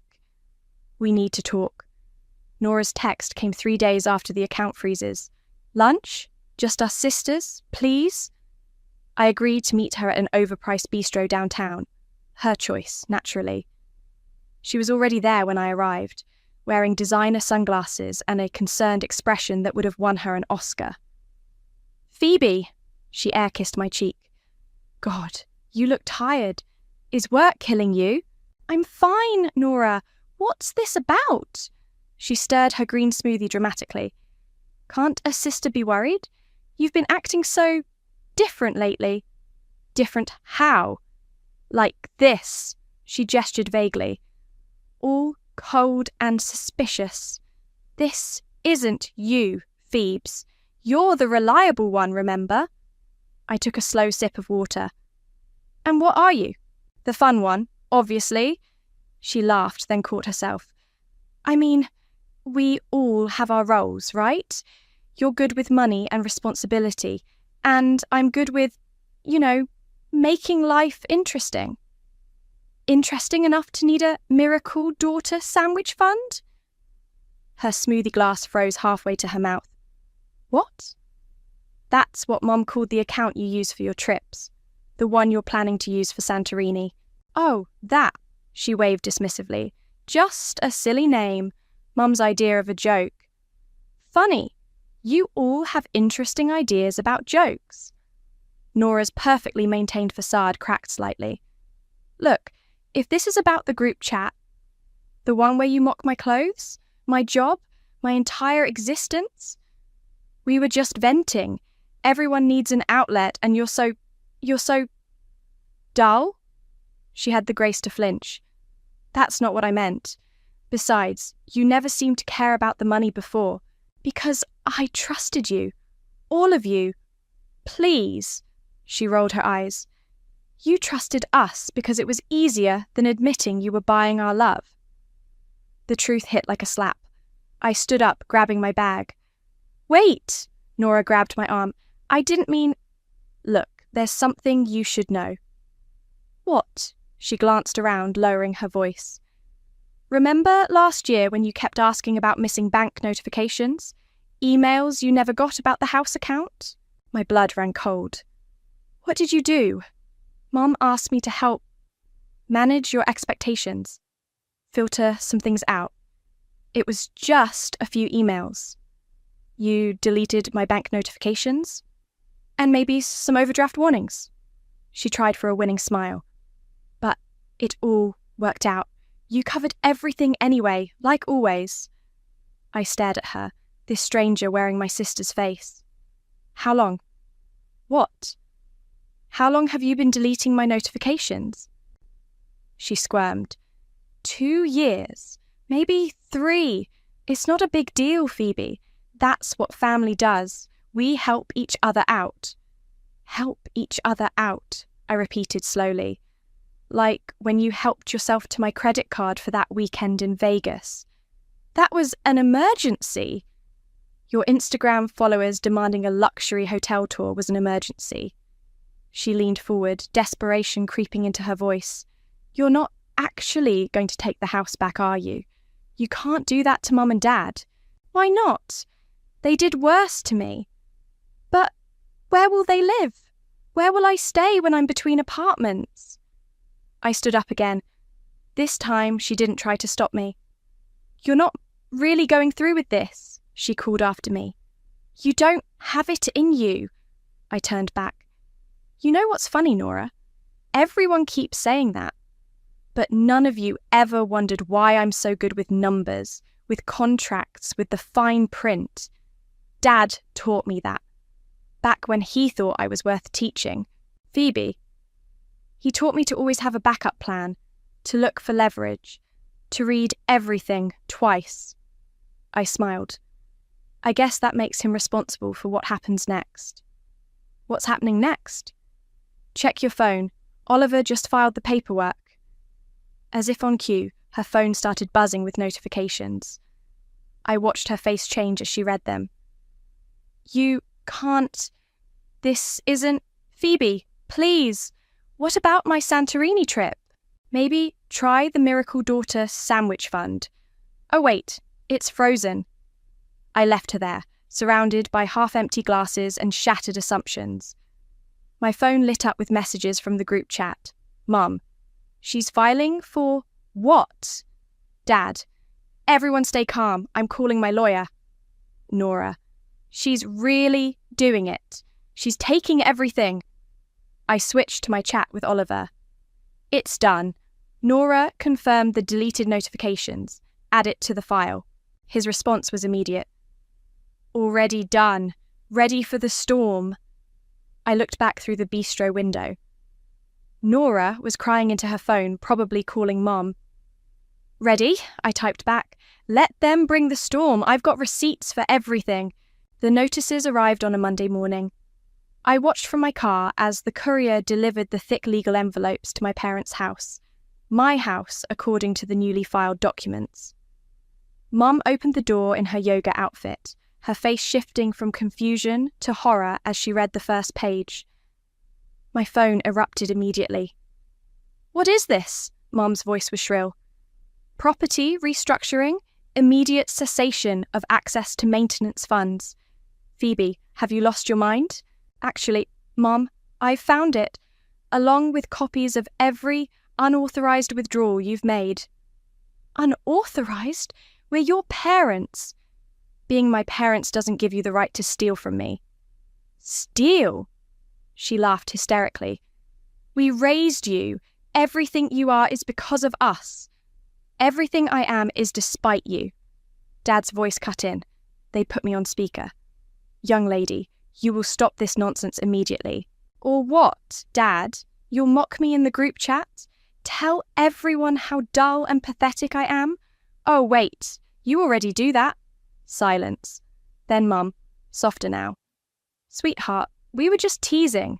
Family jokes. Funny? I'm not laughing. What do you want? Dad demanded. Money? More control? What will it take to end this ridiculous power play? I want exactly what those papers say. The house returns to my sole ownership. You have 30 days to make other arrangements. Mom gasped. You'd put your own parents out on the street? No, I'm putting entitled thieves out of my house. Check your email. I've attached 10 years of unauthorized withdrawals. My lawyer calls it a pattern of financial abuse. Lawyer? Dad's voice turned dangerous. You're involving lawyers in family business? Family? I laughed. Is that what we are? Because families don't need secret group chats to tear each other down. My phone buzzed with another call. Nora. I declined it, watching her Instagram story pop up instead. A tearful selfie captioned, "When calculating, people mistake kindness for weakness." Phoebe, Mum tried again. Let's discuss this rationally. Over dinner, perhaps? I'll make your favourite. My favourite? You don't even know what that is. Last Christmas, you gave me a seafood cookbook. I'm allergic to shellfish. That's not... I didn't... Save it. The papers have been filed. You have 30 days. I hung up and drove to Hayley's office. She was waiting with coffee and a wicked grin. Well, did they get the notices? Just now. Mum's probably breaking her favourite wine glass as we speak. Good. Hayley handed me a coffee. I was getting tired of watching them treat you like their personal bank. My phone buzzed again. A text from Oliver. They've hired Patricia Mills. Good lawyer, but she can't fight solid documentation. Ready for the next step? Before I could reply, an email notification popped up. A local news blog requesting comment on Peter Webb's charitable foundation discrepancies. What's that about? Hayley peered at my screen. Anonymous tip about Dad's creative accounting with donor funds. Funny how karma works. My phone lit up with the group chat. Mum, the news is calling about your father's foundation. What have you done? Nora, Christian's family saw the story. He's not answering my calls. Dad, this ends now. Family meeting tonight. They want a family meeting, I told Hayley. Are you going? Of course, I've got 10 years of receipts to share. Hayley squeezed my hand. Want backup? No, it's time I face them alone. My phone buzzed one more time. Oliver again. Don't let them manipulate you. Remember, you have all the power now. I smiled, remembering all the times they'd called me powerless, predictable, pathetic. They never realised that every spreadsheet, every careful record, every documented transfer was building toward this moment. Meetings at 7, I texted back. Have the final papers ready. Mum, Phoebe, please, we can work this out. Dad, don't destroy this family over a misunderstanding. Nora, my followers are asking questions. My brand is family values. I silenced the notifications and looked at Hayley. Think they'll finally understand what they've done? Honestly, no. Narcissists never do. But they'll understand what they've lost. I gathered my things, straightening my jacket. Then it's time for the dull daughter to show them exactly what she's learned from their lessons. Give them hell, Hayley called as I left. I smiled, thinking of the documents waiting in my briefcase. 10 years of careful planning, hidden behind the mask of dutiful daughter. They wanted a family meeting? Fine. Let's see how they handle the truth when it comes with receipts. They arranged the intervention like a theatre production. When I arrived at 7, they were already positioned.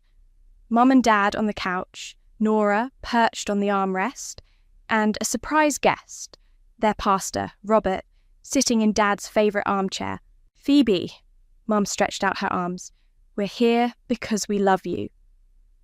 Interesting timing for love. I remained standing. Is it because the bank accounts are frozen, or because Dad's foundation is under investigation? Please, sit. Pastor Robert gestured to the empty chair facing them all. Your family is deeply concerned about your recent behaviour. My behaviour? I pulled out my phone. Should we review everyone's behaviour?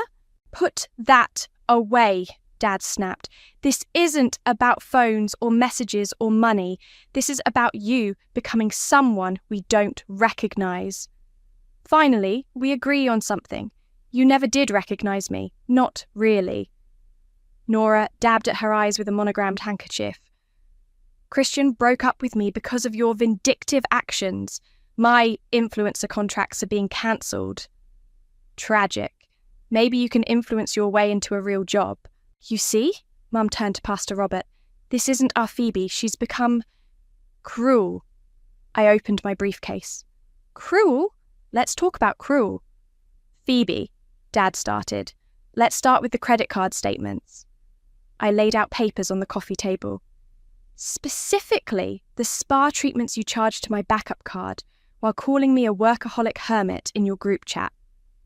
Mum's face paled. Those messages were private. Nothing's private when you don't lock your phone, Mum. Next, let's discuss the house maintenance fund that mysteriously paid for Nora's emergency lip fillers. That was a business expense, Nora protested, and Dad's foundation. I turned to him. Should we show Pastor Robert where donor money really went? Pastor Robert cleared his throat. Perhaps we should focus on healing. Oh, I'm focused. I pulled out more papers. 10 years of receipts, 10 years of unauthorized withdrawals, 10 years of watching you laugh at me while spending my money. We're your parents, Mum's voice cracked. Everything we did was for this family. Family? I played the audio I'd recorded at lunch with Nora. Her voice filled the room, confessing to deleting my bank notifications. Dad stood up, face red. Turn that off. Why? Ashamed to hear the truth? Or just angry you got caught? You're acting like a sociopath, Nora whispered. No, I'm acting like your father's daughter. Isn't that right, Dad? You taught me to always keep records, to look for leverage, to protect myself. I taught you to respect your family. You taught me that love comes with conditions, that I'm only worth what I can provide. I turned to Pastor Robert. Did they tell you about the group chat? About how they called me their poor, dull daughter while stealing my money? The pastor shifted uncomfortably. Perhaps we should pray together. Save your prayers. I brought copies for everyone. I distributed thick folders. Every message, every transaction, every lie. Mum started crying. Not the delicate tears she used at charity events. Ugly, mascara-running sobs. What do you want? Dad's voice was quiet now. Dangerous. I want what's mine. The house. My money. My self-respect. We'll pay you back, he offered. With what? The foundation money you misappropriated? Nora's influencer earnings? I'm your father. No. I stood up straight. You're a man who raised a daughter to believe she was worthless unless she was useful. Who taught her that love had to be bought? Who laughed while she tried to earn your approval with every paycheck? Phoebe, please, Mom reached for me. We can fix this. It's already fixed. The house is mine. You have 30 days, and every cent you took, it's being calculated with interest. My phone buzzed. Oliver texting. Their lawyer just called. They're going to fight the house claim. I smiled, showing them the message. Good luck with that. I learned from the best, remember. Every detail documented, every clause ironclad. You'd really do this to us? Nora's voice was small. No, you did this to yourselves. I'm just finally showing you the bill. I packed my briefcase, leaving the damning folders behind. At the door, I turned back one last time. Pastor Robert, you might want to audit those foundation accounts. The numbers are interesting. Dad's face went from red to white. Mum collapsed into fresh sobs. Nora stared at her phone, probably calculating how many followers she'd lose when this went public. As I walked to my car, another text from Oliver arrived. Ready for court? I looked back at the house. My house, and the family who thought they could break me. Ready? I replied. Time to show them exactly how dull I'm not. The courthouse was colder than I expected. My family sat on the opposite side of the room, their lawyer Patricia whispering urgently in their ears. Mum wore her sympathy outfit, the same black dress she'd worn to 3 different funeral services. Dad stared straight ahead, jaw clenched.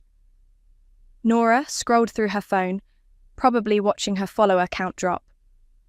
Oliver adjusted his tie. Ready? Born ready. The judge entered, a stern-faced woman in her 60s.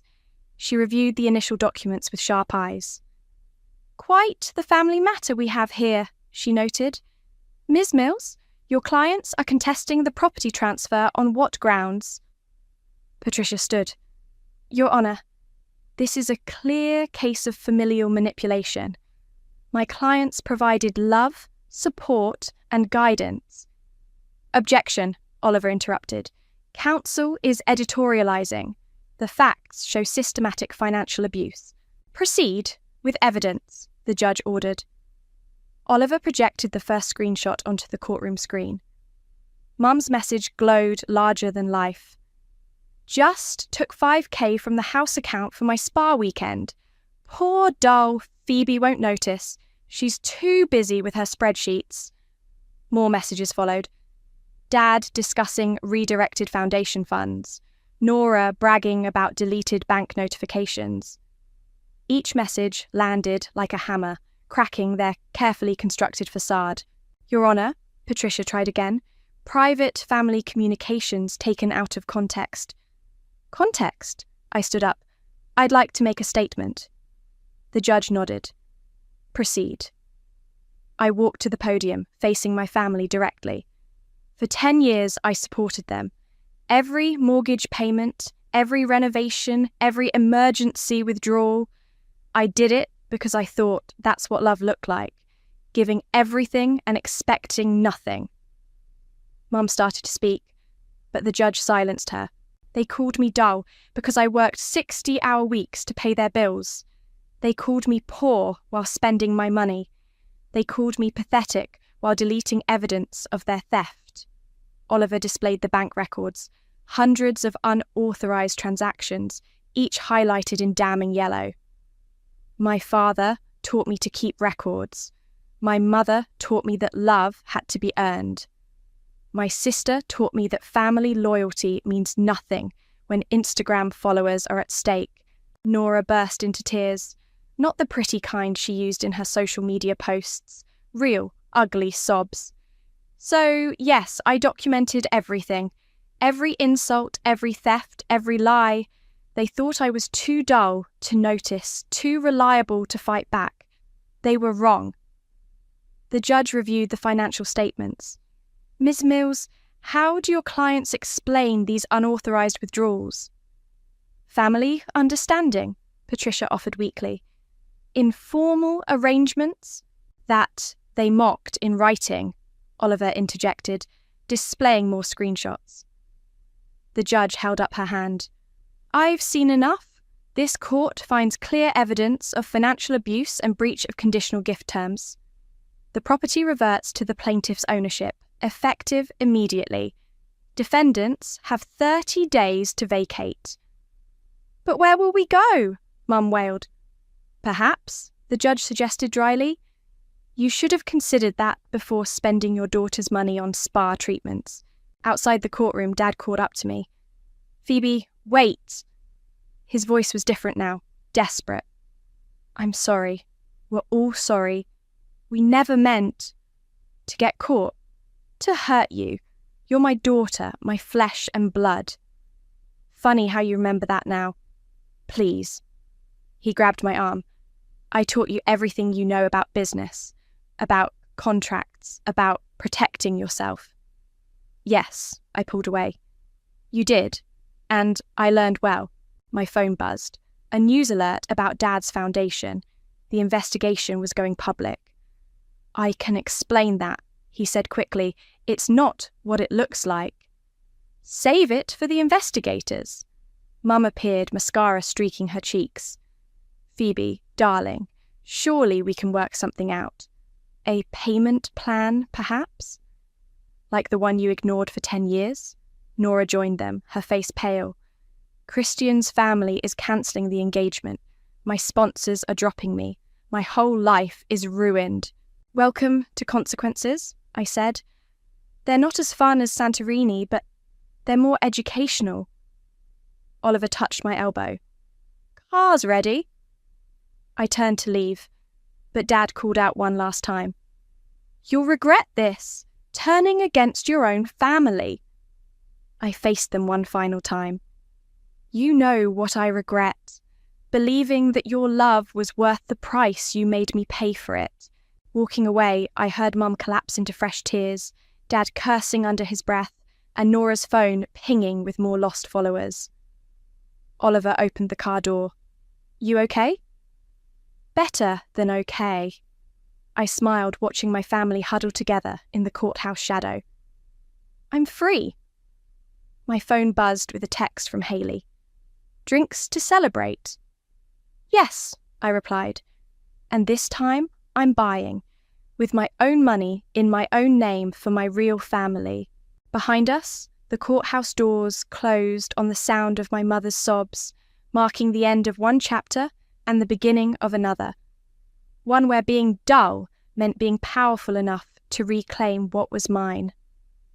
The moving truck pulled away from my parents' condo complex, leaving them standing in the parking lot with what remained of their designer life. I watched through my car's window as Mom clutched her Hermes bag, probably the last one she'd owned for a while. That's the last load, Oliver said, closing his laptop. House is officially empty. I turned the key in the ignition. Take me home. The house looked different now. Empty of their furniture, stripped of Mum's precious artwork. It felt lighter somehow. My footsteps echoed on the hardwood floors they'd insisted I replace last summer. Strange you being here? Oliver asked. Not strange. Right. Haley arrived with takeout and champagne. Found this in my Instagram feed, she said, showing me her phone. Nora's latest post, a tearful confession video about toxic privilege and learning hard lessons. The comments were brutal. She's working at PowerFit Gym now, I said. Front desk. And your parents? Dad's foundation is under federal investigation. Mum's selling her jewellery collection. I popped the champagne. They're downsizing to a 2-bedroom condo. No spa membership. Oliver raised his glass. To karma. To consequences, Haley added. To peace, I said quietly. My phone buzzed. A text from Mum. The condo's garbage disposal is broken. Can you send someone? I showed Oliver and Haley. They waited watching me type. Try calling a plumber. I hear they take credit cards. Brutal, Haley grinned. Necessary, I corrected. Oliver pulled something from his briefcase, an antique key on a silk ribbon. House-warming gift, or rather, house-reclaiming gift. It's beautiful. It's symbolic. New locks, new life, new rules. Haley raised her glass again. 2 new rules. The doorbell rang. My heart stuttered until I checked the security camera. Just the local news reporter who'd broken Dad's foundation story. Ms. Webb, care to comment on your father's legal troubles? I opened the door. Actually, yes. Would you like to come in? The reporter, Sarah, sat in my kitchen, recorder running. Your father claims you orchestrated this investigation out of spite. I orchestrated nothing. I simply stopped hiding his secrets. And your mother? Sources say she's selling her belongings. Consequences have prices. They chose to pay with designer handbags. Sarah leaned forward. Why, now, after 10 years of supporting them? I showed her the group chat screenshots. Her eyes widened. They called you their poor, dull daughter while spending your money? While stealing my money, I corrected. There's a difference. And your sister, the influencer? Former influencer, currently learning about honest work. After Sarah left, Oliver touched my hand. You okay? Better than okay. I'm done hiding their secrets, done protecting their lies. Good. He hesitated. Listen, there's this new restaurant downtown. Haley suddenly remembered an urgent appointment, subtle as a sledgehammer. After she left, Oliver and I stood in my kitchen, surrounded by empty spaces waiting to be filled. "About that restaurant," I said. "Friday, 7 o'clock. It's a date." My phone buzzed again. "Nora, my followers keep asking about the foundation scandal. What should I say?"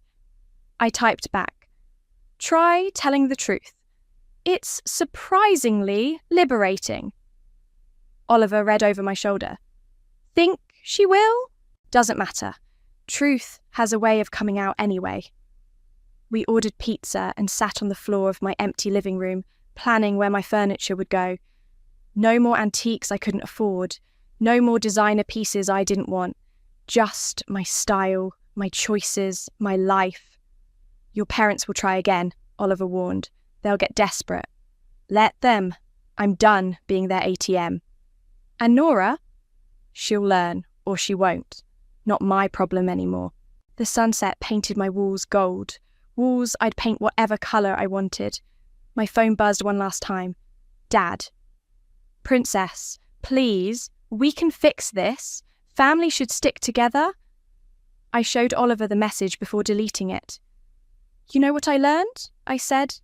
"Family isn't about sticking together. It's about standing up for yourself, even when the people who should love you don't." "To standing up?" Oliver raised his pizza slice. "To standing up," I agreed, "and to being wonderfully, powerfully dull." We sat in my empty house, surrounded by possibility, watching the sun set on my old life and rise on something new. Something true, something mine. Let them call me dull. Let them call me cruel. Let them call me whatever they want. I know what I am now. Free. I stand in the kitchen of Le Jardin, watching the catering staff arrange delicate champagne flutes into perfect towers. Each glass catches the light just so, creating tiny prisms across the imported linen tablecloths I spent weeks sourcing.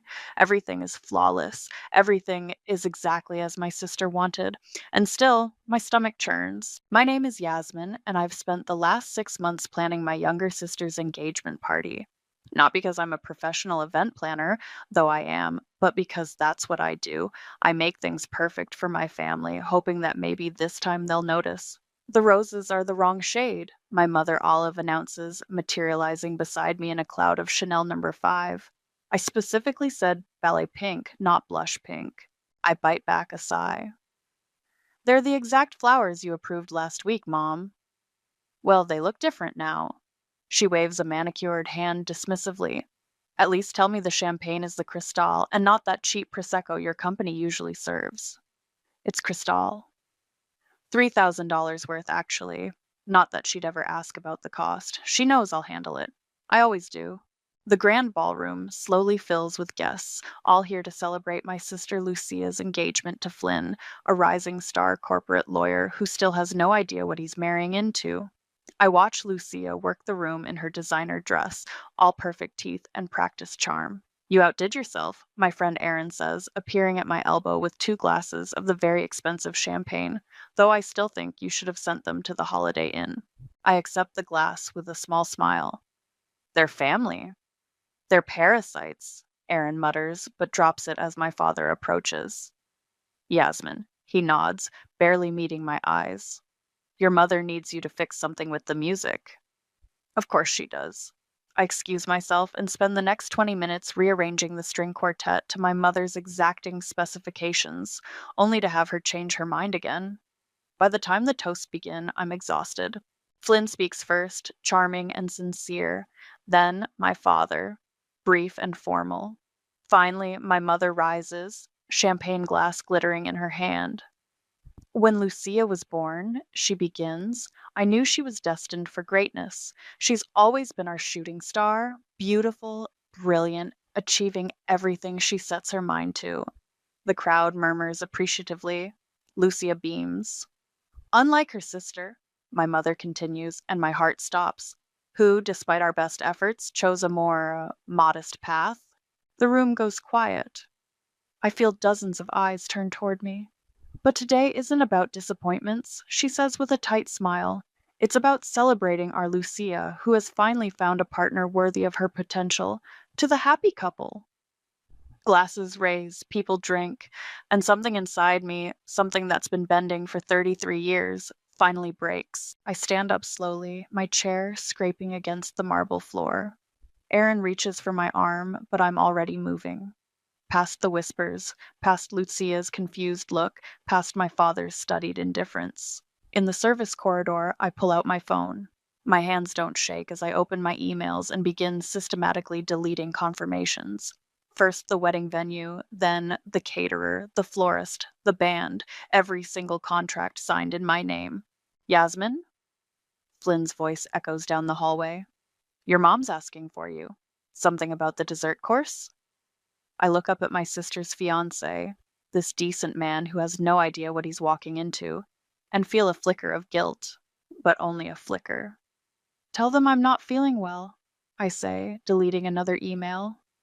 Food poisoning, probably. Must have been something in the appetizers. His face clouds with concern. Should I get help? No need. I manage a smile. Everything's already taken care of. He nods and retreats. Through the door, I hear the party continuing. Laughter, music, the clink of those perfect champagne glasses. I delete the final confirmation and turn off my phone. Tomorrow, they'll realize what I've done. Tomorrow, the carefully constructed facade will begin to crack. Tomorrow, my family will learn that their invisible daughter, their reliable disappointment, has finally decided to live up to their worst expectations. But tonight I walk out of Le Jardin's service entrance, leaving behind $3,000 of champagne, a room full of influential guests, and the last shred of hope that my family will ever love me the way I deserved. It feels like freedom. My phone buzzes for the 47th time as I sit in my home office, methodically working through my contacts list. The string of texts from my family ranges from confusion to rage, but I don't bother reading them. Instead, I dial another number. Good morning, this is Crystal Palace Venues. A cheerful voice answers. Hi, this is Yasmin Wade Events. I need to cancel the October 15th booking for the Wade Rose wedding. Oh. The cheerfulness dims. That's quite a large event, and rather short notice. The contract's in my name. I'll accept any cancellation penalties. There's a pause, keyboard clicking. All right, it's done. Would you like to book another date? No, thank you. I end the call and cross another item off my list. The doorbell rings. Once, twice, then becomes an insistent buzz. I already know who it is. What the actual fuck? Lucia bursts in the moment I open the door, her perfect makeup slightly smeared. The venue just posted on Instagram that they have an opening for my wedding date. My wedding date, Yasmin. I lean against the wall, arms crossed. Interesting? Fix it, she demands. Fix it right now. Call them back and tell them it was a mistake. No. The word hangs between us. Lucia's face goes through several expressions before settling on disbelief. What do you mean, no? I mean, no, I'm not fixing it. I'm not fixing anything anymore. Her phone chimes. She glances at it and goes pale. The caterer just canceled too. And the florist. What did you do? I stopped carrying you. You can't do this to me. She grabs my arm. This is my wedding. Do you know how many important people are involved? Flynn's entire law firm, all our family friends. You mean all the people who watched Mom humiliate me last night and said nothing? I remove her hand. Maybe they'll enjoy watching something else fall apart for a change. Mom didn't, Lucia starts, but my laugh cuts her off. Don't you dare defend her, not after everything. The doorbell rings again. This time it's Aaron, carrying a laptop bag and wearing a grim expression. Not now. Lucia snaps at her. Actually, yes, now. Aaron pushes past her. Yasmin, you need to see this. She opens her laptop on my kitchen counter, pulling up banking records. My banking records. I was doing that audit you asked for. Aaron says, her voice tight. Look at these transfers. I lean in. Regular withdrawals from my joint family account. Small at first, then larger. All going to an LLC I've never heard of. That's Lucia's company, Aaron points out, the one she's been bragging about starting. Lucia goes very still. You've been stealing from me? My voice sounds distant to my own ears. Borrowing, Lucia whispers. Mom said, she said you wouldn't mind, that you owed us for all the support we've given you over the years. Support? The laugh that comes out of me doesn't sound quite sane. What support? The constant criticism, the comparisons, making me pay for everything while pretending I don't exist? You don't understand, Lucia pleads. My business needed startup capital, and Mom said, get out. Yasmin, please, get out. I pull out my phone. Before I call Flynn and tell him exactly how his fiancée finances her entrepreneurial dreams. She backs away, tears smearing her mascara. You wouldn't. Try me. I meet her eyes. I'm not the same person I was yesterday. After she leaves, Erin pours us both coffee that we spike with bourbon from my emergency stash. Your mom's been calling me, she says, trying to get me to talk sense into you. What did you tell her? To fuck off, obviously. She grins. But heads up, they're spreading some story about you having a mental breakdown. I nod, already pulling up my laptop. Let them. What are you doing? Remember that anonymous tip website you showed me? The one where people expose fraudulent businesses? I start typing. I think they'd be very interested in hearing about a certain successful young entrepreneur who built her empire with stolen money. Holy shit. Erin leans forward. Are you sure? My phone buzzes again, my mother's name flashing on the screen. I decline the call and continue typing. They wanted a disappointment, I say, hitting submit on the first of many posts I plan to make. I'm just living up to expectations. Erin raises her coffee mug. To living down to expectations, then. We clink mugs, and I feel something I haven't felt in years. Power. They never saw me as a threat because they never really saw me at all. That was their first mistake. The local business blog's headline reads, Rising Star Entrepreneur's Success Built on Family Fraud, 3 days after my anonymous tip, and the story is everywhere. I sit in my car outside Lucia's condo, watching her pace behind floor-to-ceiling windows. Phone pressed to her ear, my own phone vibrates. Another text from Flynn. We need to talk. This can't be true. I get out of the car and buzz her unit.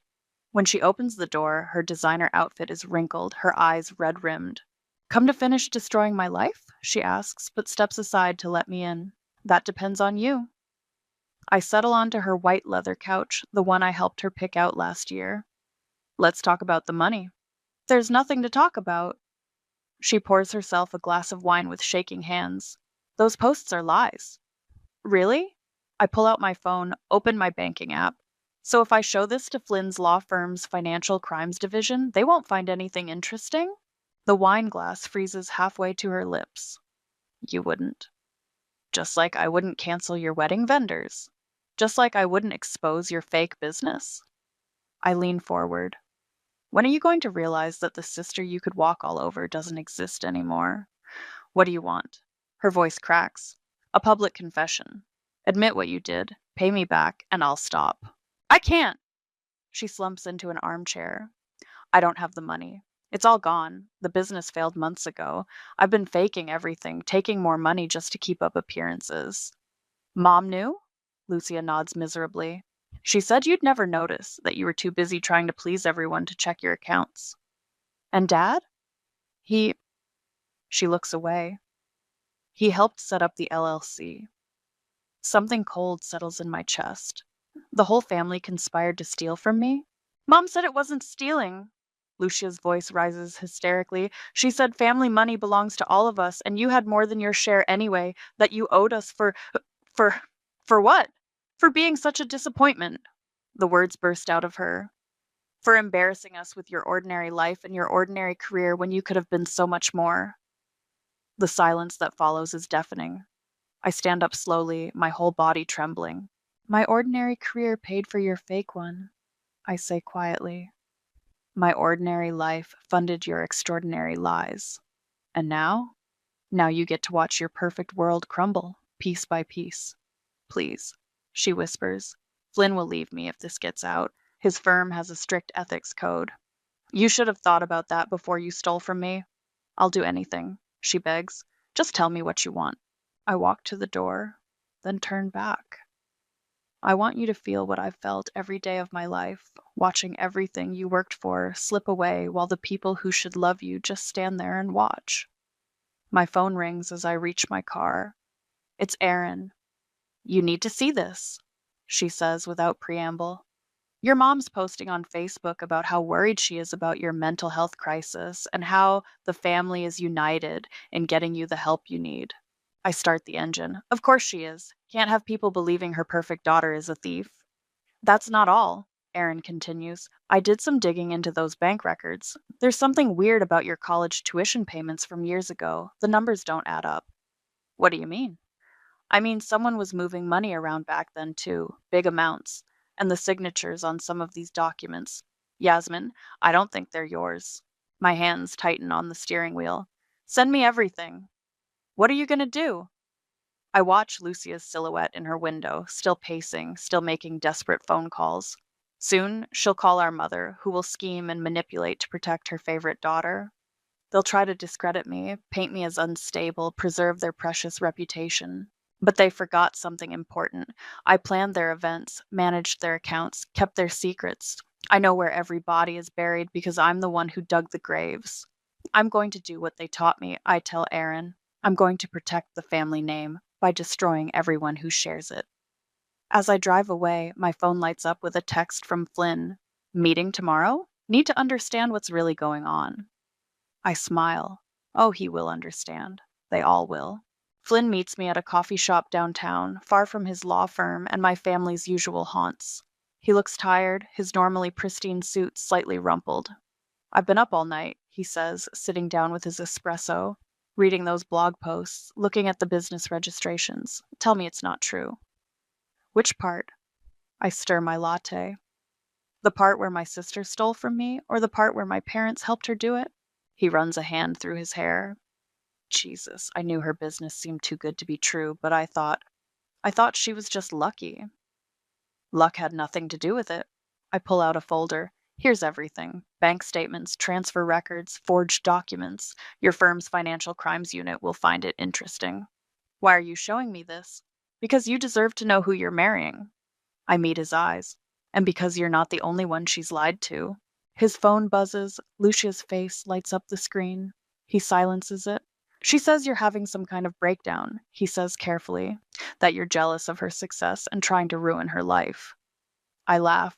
Ask her about the LLC registered in Delaware. Ask her where the startup capital really came from. Better yet, ask my mother about the family's creative accounting practices. Your mother. He hesitates. She's been calling the partners at my firm, saying you're unstable, that these accusations are all delusions. Of course she has. I pull out my phone, show him the growing thread of local business blogs picking up the story. But facts are stubborn things. His phone buzzes again. This time it's my mother. He stares at the screen for a long moment before declining the call. I have to report this, he says finally, to my firm's ethics committee. If I don't and they find out later, I know. It could ruin her. It should. He stands up, taking the folder. For what it's worth, I always thought they treated you terribly. At family dinners, at events. I just didn't realize how deep it went. After he leaves, I get a text from Erin. Your cousin just called. Says your mom is telling everyone you're having a psychotic episode. Better watch your back. I'm about to reply when another message pops up from Prudence, my biggest competitor in the events planning business. Heard you canceled the Wade Rose wedding. Every vendor in town is talking. Want to grab coffee? Before I can respond, my phone explodes with notifications. Someone's posted photos from the engagement party, specifically the moment after my mother's toast when I walked out. The caption reads, First sign of the meltdown? Sources say troubled event planner Yasmin having mental health crisis. My mother's work, obviously. I can practically see her orchestrating it, spinning the narrative to protect her precious reputation, to protect Lucia. My phone rings, a number I don't recognize. Yasmin? A man's voice. This is James from Community General Hospital. Your mother listed you as a guarantor for some medical procedures, and we're having trouble processing the payment. I hang up, blood boiling, still trying to use my credit, my money, even now. Another text from Erin. You need to see this. Security footage from your building. Your mom was there last week when you were at work. The attached video shows my mother letting herself into my apartment with a key I never gave her. She heads straight for my mail slot, removing letters. I think about the missing bank statements, the credit card offers I never received, the years of financial documents that never quite added up. My phone rings again. Lucia. Stop ignoring us! She shrieks when I answer. Do you know what you're doing to this family? Mom's devastated, Dad can't show his face at the club, and Flynn won't return my calls. Sounds like karma to me. We're your family. No, I say calmly. You're my lesson in what never to be again. I hang up and dial Prudence's number. About that coffee, I say when she answers. I think we have a lot to talk about. I think we do, she agrees, especially about your mother's interesting approach to event payments over the years. I smile. Of course, Prudence would have records of every transaction, every suspicious payment, every financial sleight of hand. Let's meet, I tell her. I have a feeling we can help each other. My phone lights up with another angry text from Lucia, but I ignore it. They thought they could bury me in their lies, their schemes, their manipulations. They forgot that sometimes buried things grow stronger in the dark. The storage unit smells like dust and forgotten things. I haven't been here since my grandmother died 5 years ago, leaving me boxes of documents I never had the heart to sort through. Until now. Found anything? Aaron asks, shifting another box. Just. I pause, pulling out a thick manila envelope. Wait. Inside are bank statements, loan documents, and letters dating back to my college years. My hands shake as I read through them. Holy shit, Aaron breathes, looking over my shoulder. Is that your signature? No. I trace the familiar forgery. It's my mother's version of it. The documents tell a story I never knew. My college tuition money diverted into accounts I never saw. Loans taken out in my name, the proceeds mysteriously vanishing, all while I worked 3 jobs, thinking I was paying my own way. Call your father, Aaron says suddenly. Right now, while you have proof in your hands. I dial his number, put it on speaker. Yasmin. His voice is tired. Your mother is very upset. Did you know about the tuition fraud? Silence. The forged loans, I continue. The diverted payments. Did you know Mom was stealing my college money to fund Lucia's expenses? It wasn't stealing, he says finally. It was reallocation. That's not what the law calls it. What do you want, Yasmin? He sounds defeated. Money? We can arrange. I want the truth. For once in this family's miserable existence, I want someone to tell me the truth. Another long pause. Come to the house, we'll talk. An hour later, I sit in my father's study, documents spread across his mahogany desk. He looks at them without touching them, like they might bite. Your mother, he begins slowly, has always had specific ideas about success, about image, when Lucia showed promise in her teens. Promise? I interrupt. You mean when she started dating the sons of your golf club friends? He winces. Your mother saw opportunities, connections that could help the family, but those connections required maintenance. Money, you mean? My money. You were always so capable, he says, as if it's a compliment. So independent. We knew you'd be fine. Fine? I stand up, my chair scraping back. I worked myself to exhaustion while you funneled my tuition money to Lucia's shopping sprees. I lived on ramen while Mom forged my signature on loans. And you knew the whole time. I tried to protect you. By letting them steal from me? By keeping the peace? He shouts, finally showing emotion. You don't know what your mother's like when she doesn't get her way, what she can do to this family's reputation. I laugh, harsh and cold. Oh, I think I'm getting a pretty good idea. My phone buzzes, a text from Prudence. Found the receipts. Your mother's been double billing clients for years, pocketing the difference. Want to see? You know what's interesting? I tell my father, showing him the message, how quickly people turn on you when they realize you're not the victim anymore. What are you going to do? Real fear creeps into his voice. I'm going to do what you never had the courage to do. I gather the documents. I'm going to tell the truth. You'll destroy us. No, Dad. You did that yourselves. I'm just making sure everyone knows it. I'm halfway to the door when he speaks again. She'll never forgive you. I turn back. That's the thing about disappointments, Dad. We stop caring about forgiveness. My phone rings as I reach my car. It's Flynn. The ethics committee wants to meet, he says without preamble. They're concerned about the implications for the firm's reputation.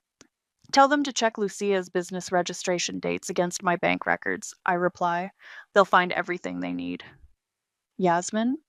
He hesitates. Your father just texted me, says you're making threats, that you're out of control. Did he mention the fraud he helped cover up? Silence. Didn't think so. I start my car. Better warn your firm. There's more coming, a lot more. I end the call and text Prudence. Send everything you have. It's time. As I drive away, I see my father watching from his study window. He raises one hand, whether in farewell or warning, I'm not sure. It doesn't matter. They taught me well. Appearances are everything. Family loyalty is paramount, and secrets must be kept at all costs. Too bad they never thought I'd use those lessons against them. The law firm's conference room feels like a courtroom. Flynn sits with the ethics committee on one side of the long table, Lucia and my mother on the other. I stand at the head of the table, USB drive in hand. Before we begin, my mother says smoothly, I want everyone to understand that my daughter Yasmin has been under tremendous stress. Save it! I plug the drive into the projector. Let's talk about fraud instead. The first document appears on screen, a bank statement showing diverted tuition payments. Then another and another. Years of financial manipulation laid bare in stark black and white.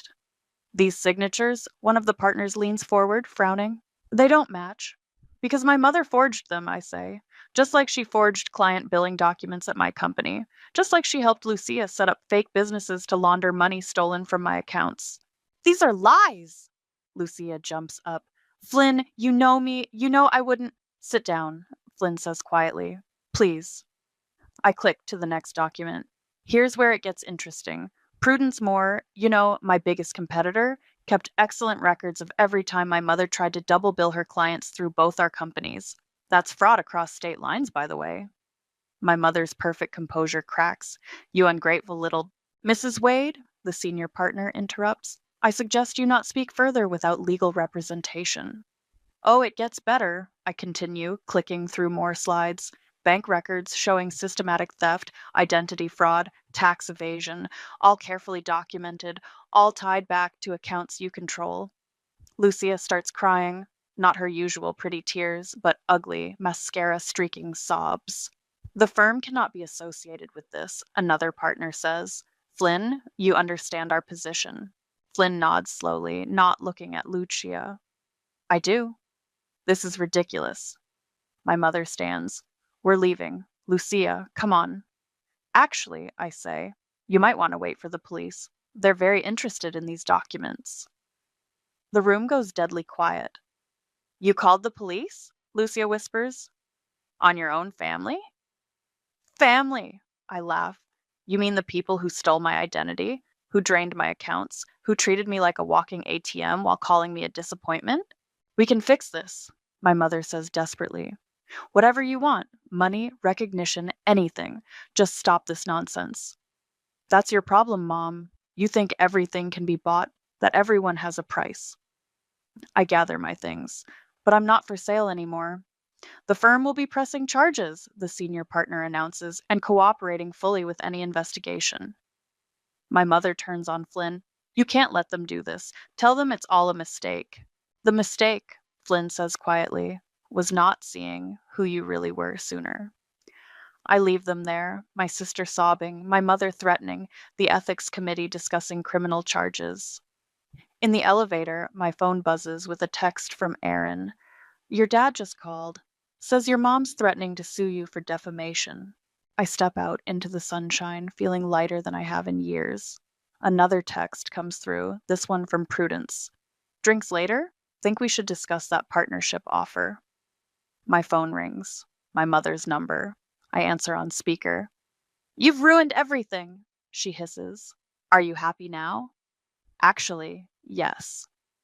I watch a police car pull up to the building. For the first time in my life, I am. We're your family. No, I say. You're my past. And I'm done letting the past control me. I hang up as two officers enter the building. My phone immediately rings again. My father. Whatever your mother did, he begins, we can work this out privately. As a family. You had 33 years to work it out privately, I tell him. Now we do it publicly. I end the call and text Prudence. Drinks sound perfect. I know just the place. One last text comes through from Flynn. I'm sorry. I should have seen it sooner. I don't reply. He's not the one who needs to apologize, and I'm not the one who needs to forgive. My phone buzzes again. Lucia's tear-streaked face appears on the screen. I decline the call and block the number. Then my mother's. Then my father's. The silence that follows feels like victory. I head to my car, passing another police vehicle, arriving at the building. Someone inside is probably calling my mother's army of lawyers right now. Let them come. I have truth on my side, and truth, it turns out, is the best revenge. To new beginnings, I text Prudence and burning bridges that needed to fall. Behind me, I hear raised voices from the building's entrance. I don't turn around. I don't need to see the ending to know how this story goes. Some families aren't worth saving.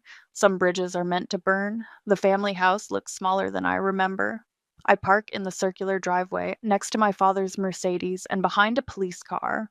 The officer nods as I pass. They're here to keep things civil while I collect my remaining belongings. Inside, the tension is thick enough to choke on.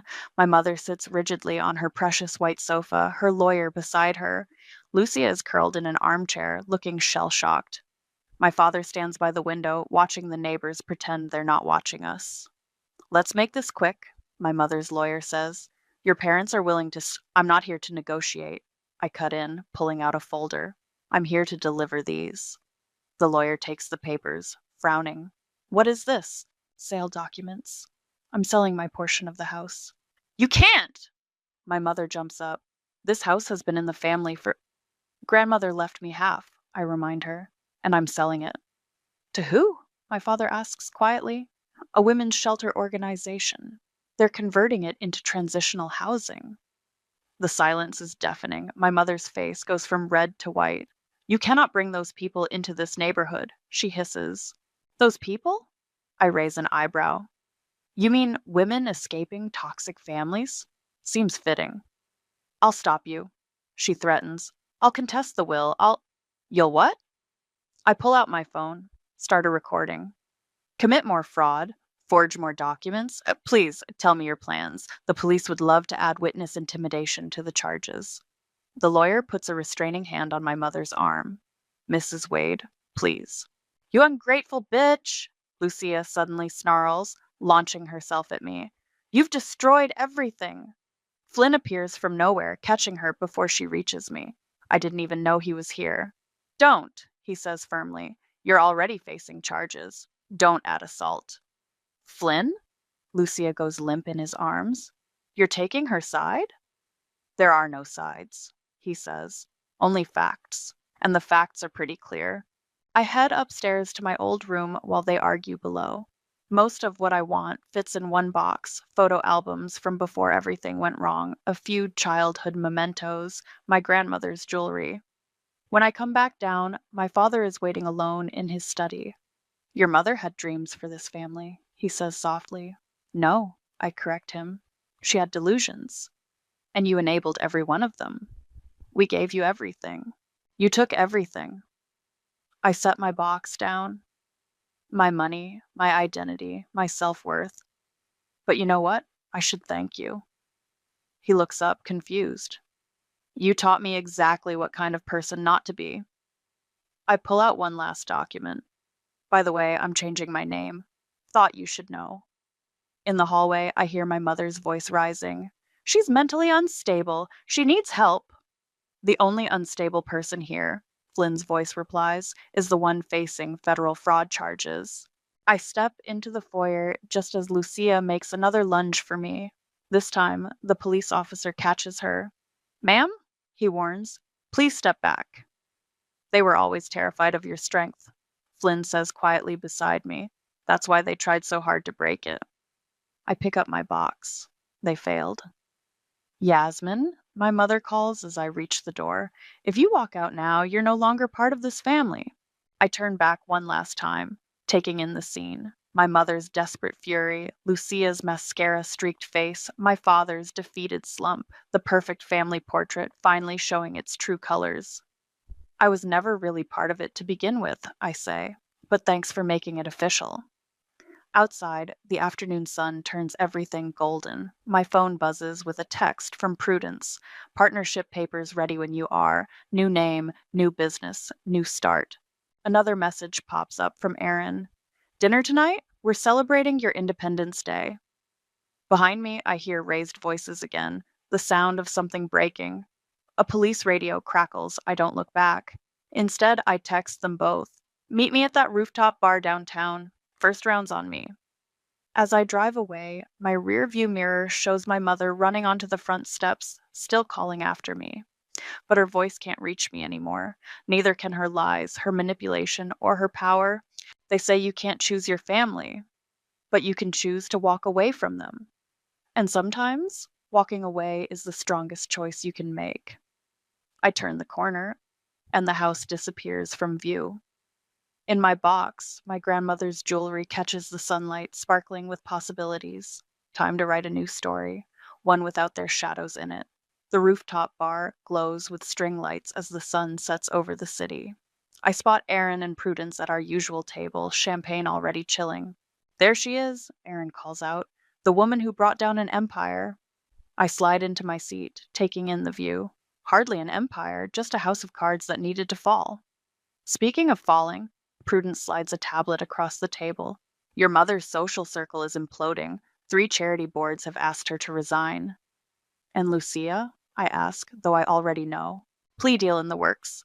Aaron reports. The DA's office loves a good fraud case, especially one with such detailed evidence. The waiter brings another champagne glass. As he pours, my phone buzzes with a text from Flynn. Thought you should know. I'm selling the engagement ring, donating the money to financial fraud victims.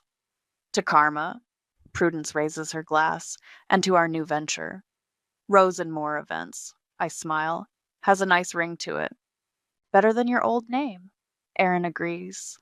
How does it feel, officially being Miss Rose? Before I can answer, I spot a familiar figure at the bar. Isaiah, my ex, the one Lucia stole years ago. He catches my eye and walks over. Heard about everything, he says. For what it's worth, I should have seen through her back then. We all should have seen a lot of things, I reply. Live and learn. He nods, understanding the dismissal, and returns to the bar. You know what I love? Aaron watches him go. How unbothered you are now. The old you would have been torn up seeing him. The old me died in that engagement party, I say, along with every other lie I was living. My phone buzzes again, my father's number, but with a different area code. Dad's moved out, I tell them. Apparently, he's taking time to reassess. Too little? Too late? Prudence asks. Way too late. The city lights flicker on below us, creating a constellation of artificial stars. My phone shows a news alert. Local entrepreneur faces federal charges in family fraud scheme. You never told us, Aaron says suddenly. What made you finally snap that night, after all those years? I think about the champagne towers, the perfect roses, the endless effort to earn love that was never coming. I realized something, I say slowly. They weren't just stealing my money. They were stealing my life, my chances, my choices. And I decided to steal them back. To stealing back your life. Prudence raises her glass again. My phone lights up with an email from the Women's Shelter Organization. Property transfer complete. Renovation begins next week. I smile, imagining my mother's precious family home transformed into a sanctuary for women breaking free from toxic families. Sometimes, karma needs a little help. Oh, Erin pulls out her phone. Look who just posted on Instagram. It's Lucia, makeup free, looking haunted. Taking time for self-reflection. Sometimes the person you need to face is yourself. Think she means it? Prudence asks. Doesn't matter, I reply. Not my problem anymore. The waiter brings our food, an actual meal, not the cheap takeout I lived on during college while my tuition money funded Lucia's shopping sprees. The DA wants to know if you'll testify, Aaron mentions casually. Already said yes. I take a bite. Time to tell the truth, the whole truth, and nothing but the truth. My phone buzzes one last time. A text from my mother. You've made your point. Come home. We can fix this. I show it to Aaron and Prudence, who both laugh, still trying to control the narrative. Prudence shakes her head. I delete the message without responding. Below us, the city hums with life and possibility. My new business cards arrive tomorrow. My new name already feels more real than the old one ever did. You know what the best revenge is? I ask them. Living well, Aaron guesses. Living freely, I correct her, without their shadows, their expectations, their lies. To freedom, they chorus, glasses clinking. I look out over the city.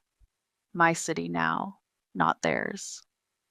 Tomorrow I'll wake up and build something new, something true, something mine. But tonight I sit with real friends, eating real food, speaking real truths. And for the first time in my life, I don't feel like a disappointment. I feel like myself. And that's the greatest victory of all. The first crack appeared in the dining room ceiling 3 days after my parents bought this house. I remember standing there, watching my father's face redden as he realized just how much work his retirement dream would need. That was 12 years ago. Now, as I run my hand along the restored crown molding, I can't help but smile at how far we've come.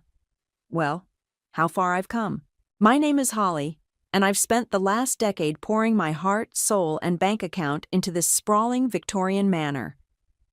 Every nail, every brushstroke, every replaced floorboard has my fingerprints on it, literally and figuratively. Holly, there you are. My mother Virginia's voice echoes through the foyer. Paris is almost here. Could you check if the champagne is properly chilled? Of course. Heaven forbid Paris arrives without a perfect glass of bubbly waiting. Already done, Mom, I call back, straightening a picture frame that's slightly askew. It's a family photo from 15 years ago. Paris center stage in her graduation gown, me slightly out of focus in the background. Story of my life. The front door swings open, and my sister's laugh fills the house. Oh my God, it looks amazing.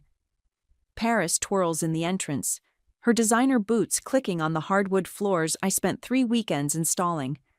Holly, you've really outdone yourself this time. I accept her air kiss, catching a whiff of her expensive perfume. Thanks. It's been a journey. A journey worth every penny, my father Roland booms, appearing from his study.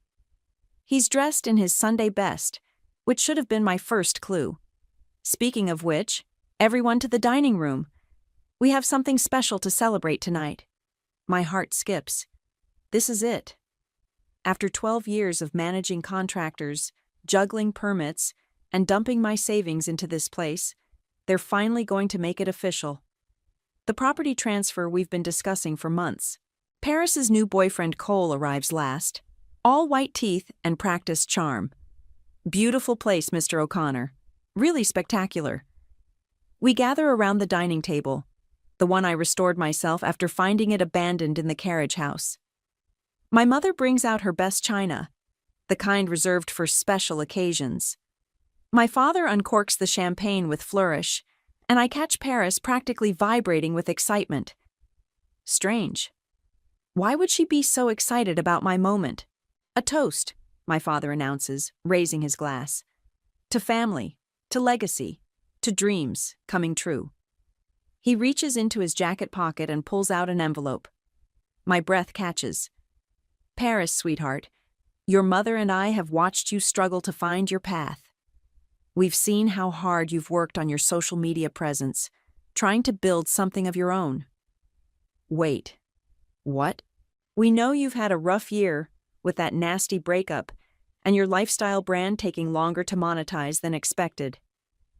He slides the envelope across the table. To Paris, not me. So we decided it was time to give you the fresh start you deserve. The room starts spinning as Paris opens the envelope and squeals. The deed? You're giving me the house? Oh my God, Daddy. My mother dabs at her eyes with a napkin.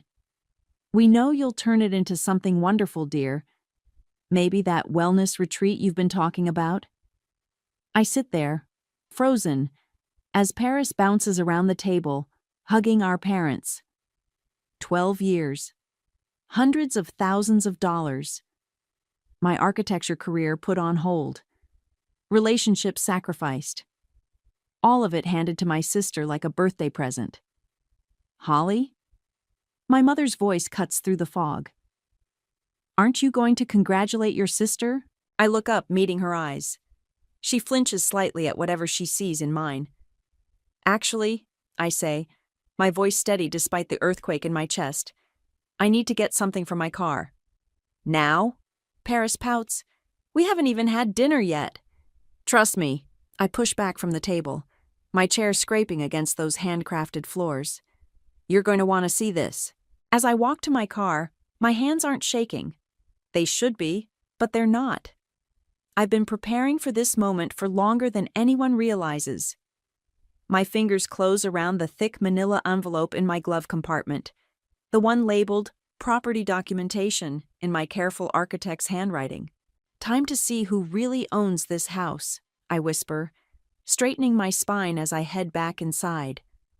Sometimes the best revenge isn't served cold. Sometimes it's served with a paper trail and a team of lawyers who know exactly what they're doing. Let's see how well Paris handles this particular inheritance. I stand in the doorway, manila envelope in hand, watching my family's celebration through new eyes. Paris is already on her phone, probably crafting the perfect Instagram post about her unexpected blessing. Oh good, you're back, my mother says, refilling champagne glasses. We were just discussing how exactly this property transfer would work, I interrupt, placing the envelope on the table. Because I have some thoughts on that. Paris barely glances up from her phone. It's pretty straightforward, isn't it? Daddy's giving me the deed. Holly, my father warns, recognizing something in my tone. Don't make this difficult. I pull out the first document. Remember this, Dad? The authorization you signed in 2015 for the new roof? The one that cost $93,000? He waves dismissively. Of course. You handled all that contractor nonsense. And this one, I continue, laying out another paper. From 2017, when we had to completely rebuild the East Wing, $240,000, plus the permits, plus the materials. My mother's champagne glass freezes halfway to her lips. What are you getting at? Every major renovation required authorization, I explain, my voice steady. Every time you signed off on the work, you also signed off on something else. A little clause that converted each expense into a secured loan against the property. The room goes silent. Even Paris looks up from her phone. That's ridiculous, my father sputters. We never took loans from you. No, you didn't take them. You authorized them. Every single time you told me to handle it and signed without reading. Every time you said, family helps family instead of paying me back. Every dismissive, we'll sort it out later, became legally binding debt against this property. Cole leans forward, suddenly interested. How much debt are we talking about? I meet his eyes. $873,000, plus interest. Paris jumps up, her chair tipping backward. You're lying. Show me those papers. By all means. I slide them across the table. My lawyer, Paige, has copies. She's been documenting everything for years. Did you really think I'd pour my entire savings into this place without protecting myself? You manipulative bitch, Paris hisses. You planned this all along. Language, dear, our mother interjects weakly. No, Mom, she's right. I lean back, feeling strangely calm. I did plan this, Every time you praised Paris for her latest failed venture while calling my career boring. Every Christmas I spent fixing this place while she got designer handbags. Every single moment you treated my contributions like they were obligations while treating her existence like a gift. My father stands, his face purple. We are your parents, and I'm your daughter, the one who's been paying your mortgage for a decade, the one who put her life on hold while you planned to hand everything to Paris. I pull out one final document. You have 30 days to repay the full amount, or ownership transfers to me. It's all very legal, very binding. You can't do this, Paris whispers. Cole and I were going to turn this into a retreat center. We already have investors lined up. I turn to Cole. Really? Investors for a property you don't own, can't afford, and now know has nearly $1 million in secured debt against it? That seems unwise. He shifts uncomfortably, already distancing himself from Paris. Smart man. Holly, my mother tries, reaching for my hand. We can discuss this as a family. You're just upset. I pull away. No, Mom. I'm not upset. I'm done. You have 30 days to come up with the money, or you all need to find somewhere else to live. Where are we supposed to go? Paris wails. Not my problem. Maybe try one of those meditation retreats you're always posting about. I stand gathering my documents. Oh, and Paris? Remember last month when you said I was too ambitious for country living? Turns out you were right. I'm way too ambitious to let anyone steal what's legally mine. My father's voice stops me at the door. You'll regret this. Family is everything. I turn back one last time, taking in their shocked faces, the half-empty champagne glasses, the celebration turned to ash. No, Dad. Family is what you make it, and you made this happen, one signature at a time. The door closes behind me with a satisfying click. In my car, I finally let out a shaky breath. My phone buzzes, a text from Paige. Done? I type back. Just served the papers. You were right about their faces. Her response comes quickly. Remember, don't engage for the next 48 hours. Let them panic. Let them rage. Everything goes through me now. I start the engine, watching lights flick on throughout the house as my family presumably begins their meltdown. 12 years of playing the good daughter, the quiet daughter, the reliable one. Turns out I learned a few things about inheritance along the way. The next morning, I meet Paige at her office, surrounded by the aftermath. My phone hasn't stopped buzzing since last night. Texts from Paris, voicemails from my mother, and increasingly threatening emails from my father. 47 messages, I say, dropping my phone on Paige's desk. A new family record. Paige sorts through a stack of papers, her reading glasses perched on her nose. Any threats of legal action yet? Dad says he's calling his golf buddy who's a judge. I sink into her leather chair. Pretty sure that's not how the legal system works. It's not. She slides a document across her desk. And we've already filed for an emergency injunction preventing any property transfers or modifications until this is resolved. A knock at the door interrupts us. Paige's assistant pokes her head in. Ms. O'Connor is here, the younger one. Paris bursts in before Paige can respond. Mascara streaked down her face. How could you do this to me? To you? I stand, maintaining distance.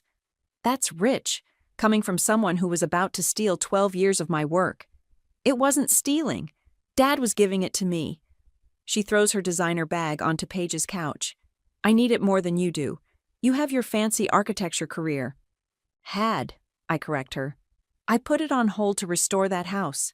Remember when I missed your destination wedding in Bali? I was supervising the foundation repairs. Oh my God, that was 3 years ago. Get over it. Paige clears her throat. Ms. O'Connor, if you're here to discuss the property, you'll need legal representation present. Paris whirls on her. You helped her trick us. Those documents were buried in renovation paperwork. Actually, Paige says calmly, they were clearly marked. Your family chose not to read them. There's a difference. A new voice joins the conversation. There certainly is. Jude stands in the doorway, looking exactly as he did 2 years ago when we broke up. Same leather jacket, same knowing smile. What are you doing here? I ask. Paige called. Thought you might need a witness who handled the actual construction contracts. He steps inside, nodding to Paris. Long time no see. Paris flushes. Everyone in the room remembers why Jude and I broke up, the night Paris tried to seduce him at my housewarming party. She failed, but the damage was done. This is ridiculous, Paris says, but her voice wavers. Daddy will fight this. With what money? I ask quietly. The house is mortgaged to the hilt. Your lifestyle brand is hemorrhaging cash. And now Cole's not returning your calls, is he? Her face crumples. How did you... Because Cole called me this morning, offering to testify about your plans to flip the property without permits. Seems he's not interested in a girlfriend with massive debt. Jude whistles low. Damn, Holly. You really did think of everything. I had time. I face my sister. 12 years of watching you take and take while I built and paid and sacrificed. Did you know I turned down a partnership in Singapore because Mom guilted me about leaving the renovation unfinished? That's not my fault. No, but this is. I pull out my phone, showing her the property's financial records. Every penny I put in, every hour I worked, every opportunity I passed up, it's all documented, all legally binding. Paris sinks onto the couch, deflated. What do you want? What's rightfully mine?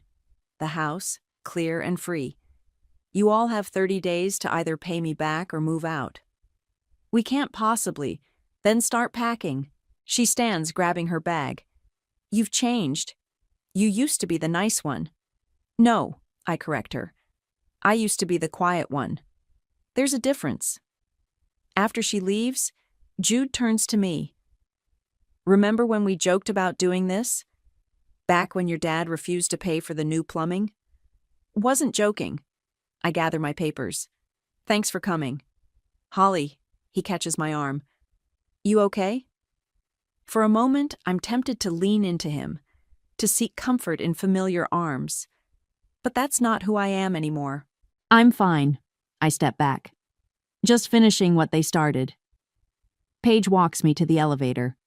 Your parents' lawyer will probably call tomorrow. Remember, everything goes through you. I know. The doors slide open. Think they'll pay? They can't. You know that. This was never about money. No, it wasn't. It was about years of watching Paris get everything while I got whatever was left. About parents who saw my reliability as a resource to exploit. About finally taking back what was mine. The elevator descends, and I check my phone. A text from my mother. We raised you better than this. I type back, no you didn't. I raised myself better than this. That's why I'm winning. Then I block their numbers, one by one, watching the notifications fade to silence. Have you seen this? Paige shoves her iPad across her desk.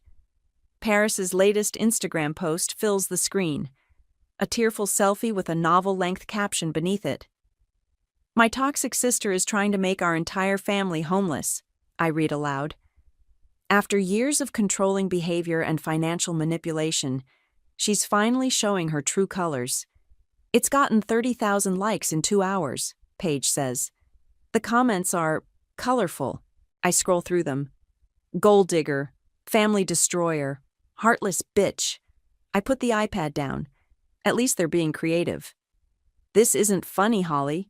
She's trying to control the narrative. My phone buzzes. Another message from a blocked number. I've been getting them all week, ever since Paris's post went viral. Old high school friends, distant relatives, even my mother's church group, all telling me what a monster I am. Let her post what she wants, I say. The courts don't care about Instagram followers. Paige's office door opens and her assistant rushes in. Cole's here. He says it's urgent. Cole strides in, looking less polished than usual. We need to talk. About what? I cross my arms. Last I heard, you were helping Paris plan her wellness empire.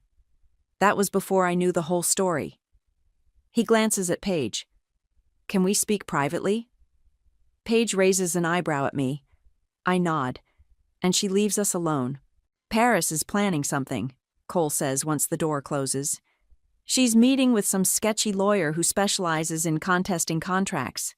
They're going to claim you coerced your parents, took advantage of their age. I laugh. They signed everything when they were in their 50s. Dad was still running marathons. They're also... He hesitates. They're going through old photos, documents, looking for anything they can use to paint you as unstable. Paris mentioned something about your college therapist? My hands clench. Of course she'd bring that up. I saw a counselor for anxiety after Paris slept with my high school boyfriend the night before prom. Hardly scandalous. Look, Cole runs a hand through his hair. I can help you. I have texts, emails, proof they were planning to flip the property without permits. Paris even talked about dodging taxes through some offshore accounts. Why are you telling me this? Because I'm not an idiot. Paris is toxic. The whole family is toxic. And he pulls out his phone. I recorded some conversations that might interest your lawyer. I study him. What's in it for you? Protection. When this blows up, and it will, I don't want to be collateral damage.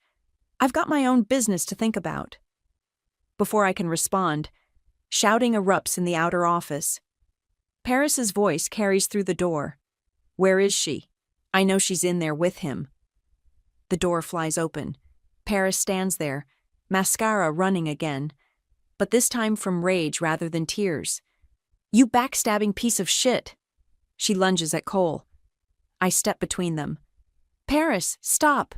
Don't touch me. She shoves me hard. I stumble back against Paige's desk. First my house, now my boyfriend. Your house? The words explode out of me. The house I paid for?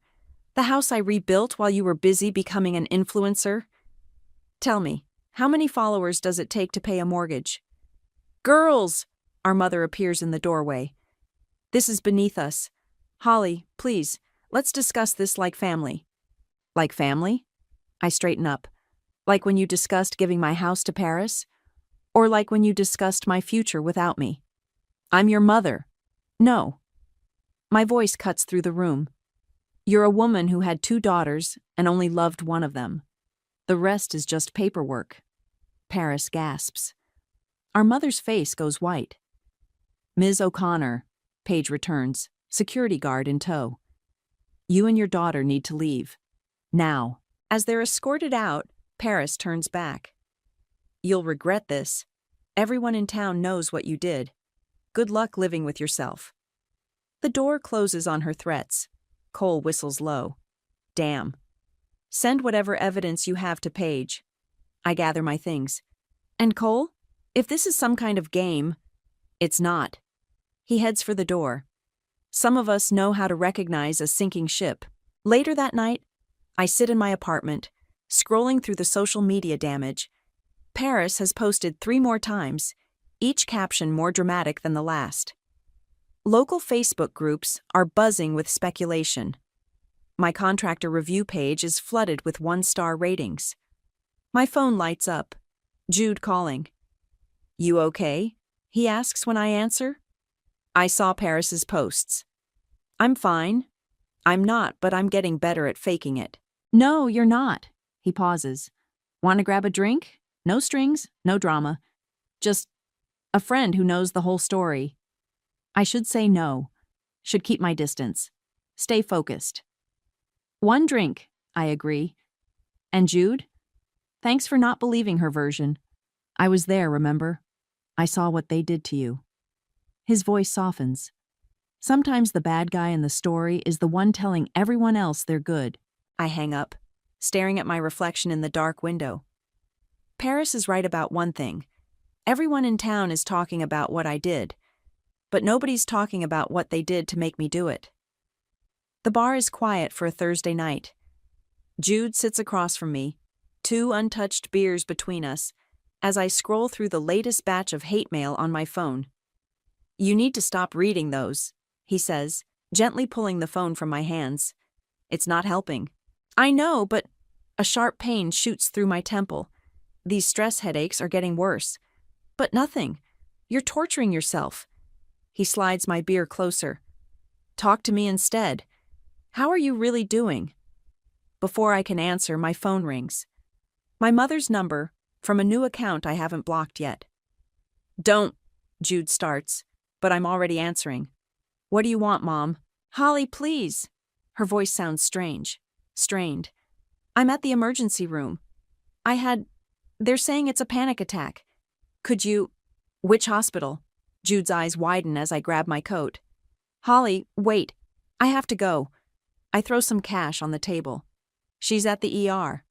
And that's your problem because she's still my mother." The words taste bitter in my mouth. 20 minutes later, I find her in the waiting room, looking smaller than I've ever seen her. No makeup, wearing what looks like pajamas under her coat. "Where's Dad?" I ask, sitting beside her. "At home. He doesn't know I'm here." She wrings her hands in her lap. I couldn't breathe. Kept thinking about losing everything, about what people are saying. "You mean what Paris is saying? Or what you've been saying about me?" A nurse calls her name before she can respond. As we follow him to an examination room, I notice her hands shaking. "Blood pressure's quite elevated," the nurse notes.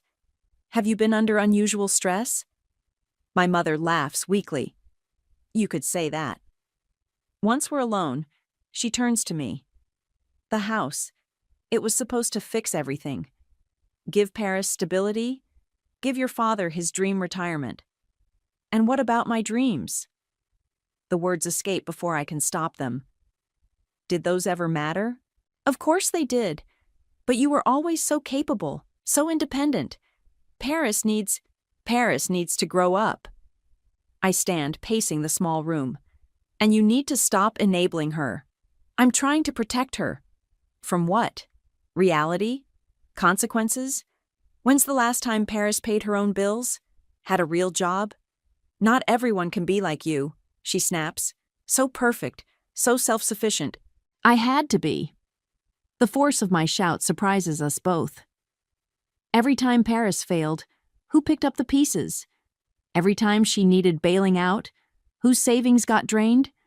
Who spent 12 years fixing that house while Paris posted selfies and called herself an entrepreneur?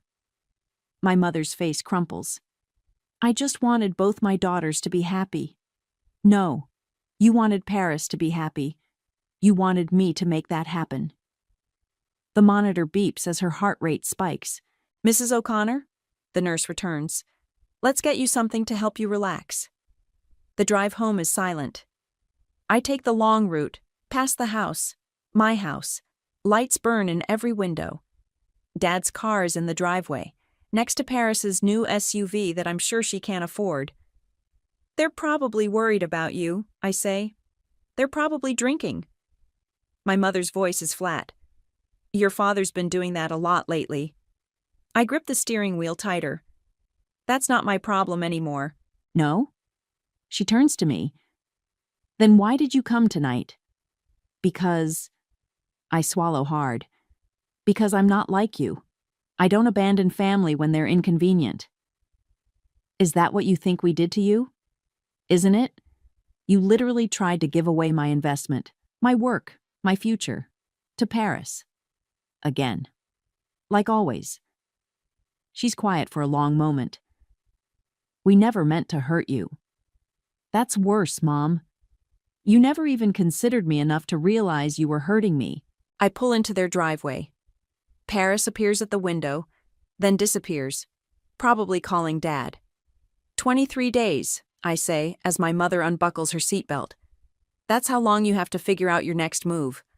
I won't back down. "I know." She opens the door, then pauses. "You know what the worst part is? You learned this from us. This coldness, this ability to hurt family. We taught you that." "No, Mom. You taught me that family isn't about blood or obligation. It's about choices." I meet her eyes. and I'm choosing myself this time. She walks away, shoulders bent. Through the window, I see Paris rush to her, Dad appearing with a glass in his hand. The perfect family portrait, framed in warm light. I drive away before the familiar ache can settle in my chest. My phone buzzes, Jude checking in. I'm okay, I text back. But I think I finally understand something. What's that? Sometimes winning feels exactly like losing. The courthouse is colder than I expected. Paris sits across the aisle with her new lawyer, a sharp-faced woman who keeps whispering in her ear. My parents occupy the row behind her, Dad still wearing his golf clothes, like this hearing is just an inconvenient detour in his day. Paige arranges documents on our table. Remember, let me do the talking, no matter what they say. Even if they lie, especially if they lie. She straightens her jacket. That's what I'm here for. The judge enters, and we all rise. He's younger than I expected, with tired eyes that scan the room before landing on our paperwork. Quite a family matter we have here, he says, adjusting his glasses. Counsel, proceed. Paris's lawyer stands. Your Honor, we're seeking an emergency injunction against these predatory contracts. My client's sister took advantage of their elderly parents. Objection, Paige interrupts. The defendants were in their early 50s when these agreements were signed. Both were fully employed and mentally competent. The contracts were hidden in renovation paperwork. They were clearly marked and legally executed. We have video evidence of multiple signing sessions where the terms were explicitly discussed. My head snaps up. This is news to me.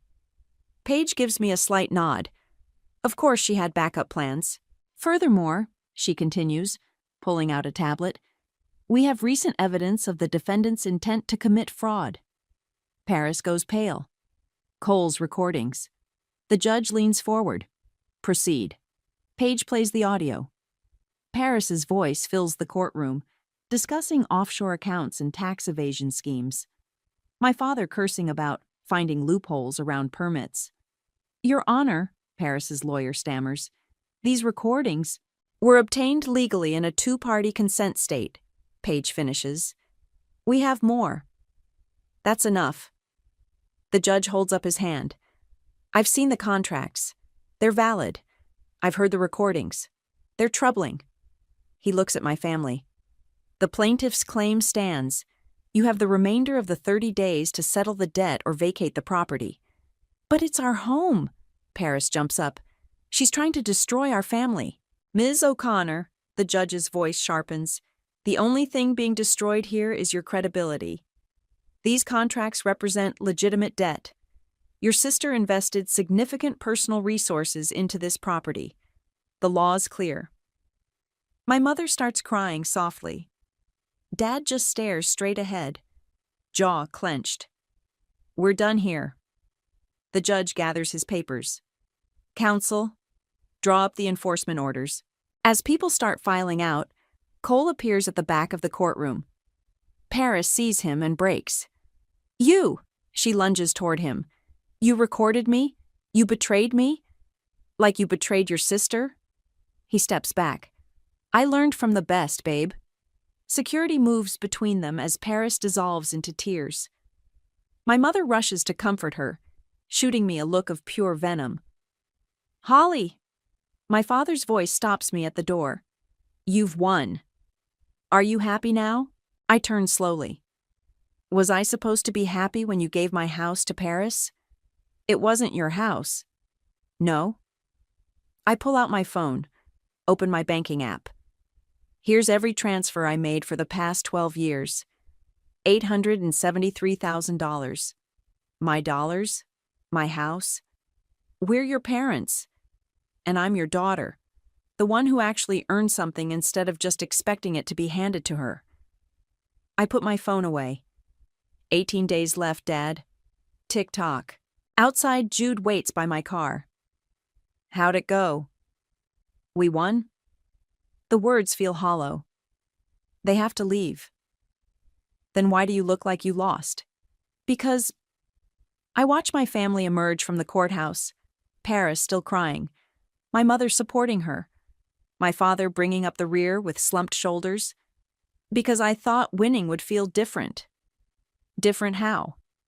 I don't know. Better. More satisfying. I unlock my car.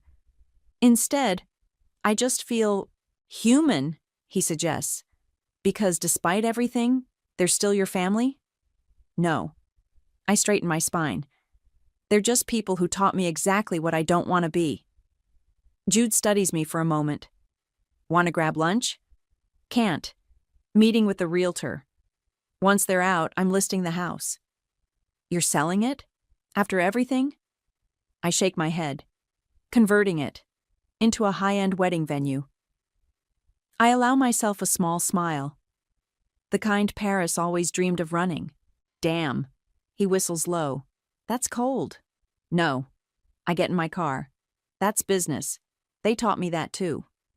As I drive away, I catch a final glimpse of my family in the rearview mirror, huddled together, diminished, finally facing consequences. Paris sees me looking and raises her middle finger. Some things never change. But I have. And that's worth more than any house. Moving day arrives with a whimper, not a bang. I stand in the empty kitchen, watching the last of their possessions disappear into rented trucks and borrowed cars. They didn't fight at the end. Maybe they couldn't afford to. Or maybe they finally ran out of anger. My phone buzzes. Paige. All clear on the legal front. They signed the final papers this morning. Any last-minute surprises? Actually, yes. She pauses. Your father tried to transfer some assets offshore last week. Paris's jewelry, some art pieces, would have violated the agreement. My stomach tightens. And I caught it. We could press charges for attempted fraud. I watch my mother carefully wrapping her china in the driveway, each piece a memory I'm choosing not to share. No, let it go. You sure? After everything I'm sure. I hang up as Paris appears in the doorway. Came to gloat? She asks, arms crossed.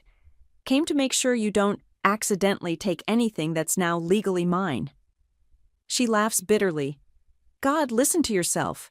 Legally mine. You sound like Dad's lawyer. Better than sounding like his victim.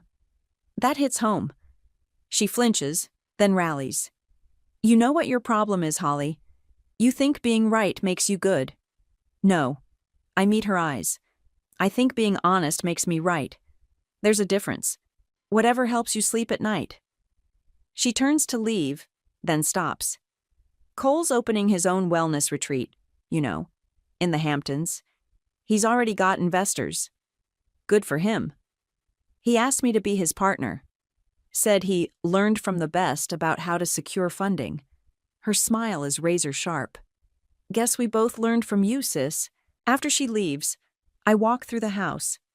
My house, finally and completely. The rooms echo with emptiness, but it's a clean kind of empty. Like after surgery, when the pain means healing. My phone rings again. Jude. They gone? Almost. I watch another box disappear into a truck. Want to help me celebrate? Can't. But I have news. He sounds nervous. Remember that architecture firm in Singapore? The one you turned down? My heart skips. What about them? They're expanding. Looking for a partner to head their historical renovation division. I might have mentioned your name. Jude, just think about it. You've got nothing holding you here now. He's right. The house can run itself as a venue with the right management team. My parents are moving to Florida, to some condo Paris found them. All my roots have been pulled up, ready for replanting. I'll think about it. That's my girl.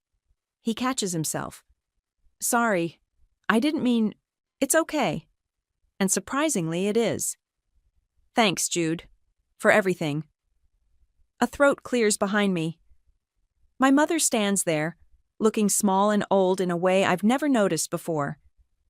Your father's waiting in the car, she says. I needed to give you something. She holds out an envelope. Not the house deed this time. Just a simple white envelope with my name on it. What's this? Open it after we're gone. She steps forward like she might hug me, then thinks better of it. You were always the strong one, Holly. I'm sorry we made you be strong alone. She hurries away before I can respond.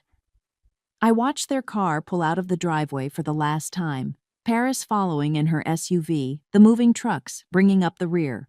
The envelope contains a single sheet of paper, a photograph I've never seen before. In it, I may be 4 years old, standing on a step stool in this very kitchen, helping my mother bake cookies. We're both laughing, covered in flour, caught in a moment before expectations and disappointments carved their paths between us. On the back, in my mother's handwriting, "You were happy once. I hope you can be again." I sink into a kitchen chair, the photo trembling in my hands. My phone lights up with a text from Paige. "Singapore firm wants to video chat tomorrow. You interested?" Through the window, I can see the garden where Paris used to host her Instagram photo shoots. The garage where Dad taught me about power tools. The porch where Mom used to read magazines on summer evenings. All those memories, good and bad, built into these walls like the insulation I installed myself. I text back. Set it up. Then I take the photo and pin it to the kitchen bulletin board. Not to remember what I lost, but to remind myself what I found. Strength, independence, and the courage to build something new. Even if I had to tear everything down first, the first wedding at the estate brings unexpected tears to my eyes. Not from emotion, from the sheer vindication of seeing my vision come to life. The historic ballroom sparkles with carefully restored chandeliers, each crystal cleaned by hand during those long years of renovation. "It's beautiful," Paige says, adjusting her cocktail dress. "You're sure about leaving all this? The management team is solid. Besides," I check my phone, where the Singapore contract waits for my signature. Some dreams are worth chasing across oceans.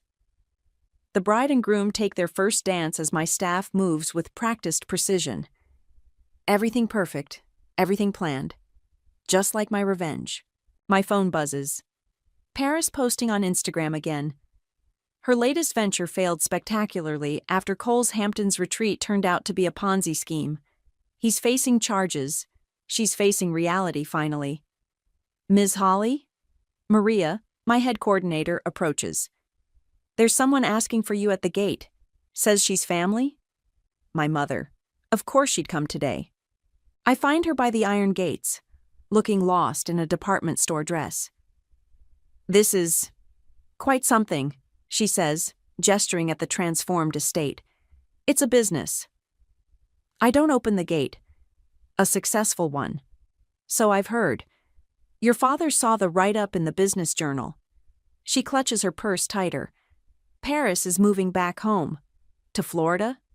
She needs time to regroup." "You mean recover from Cole's scam?"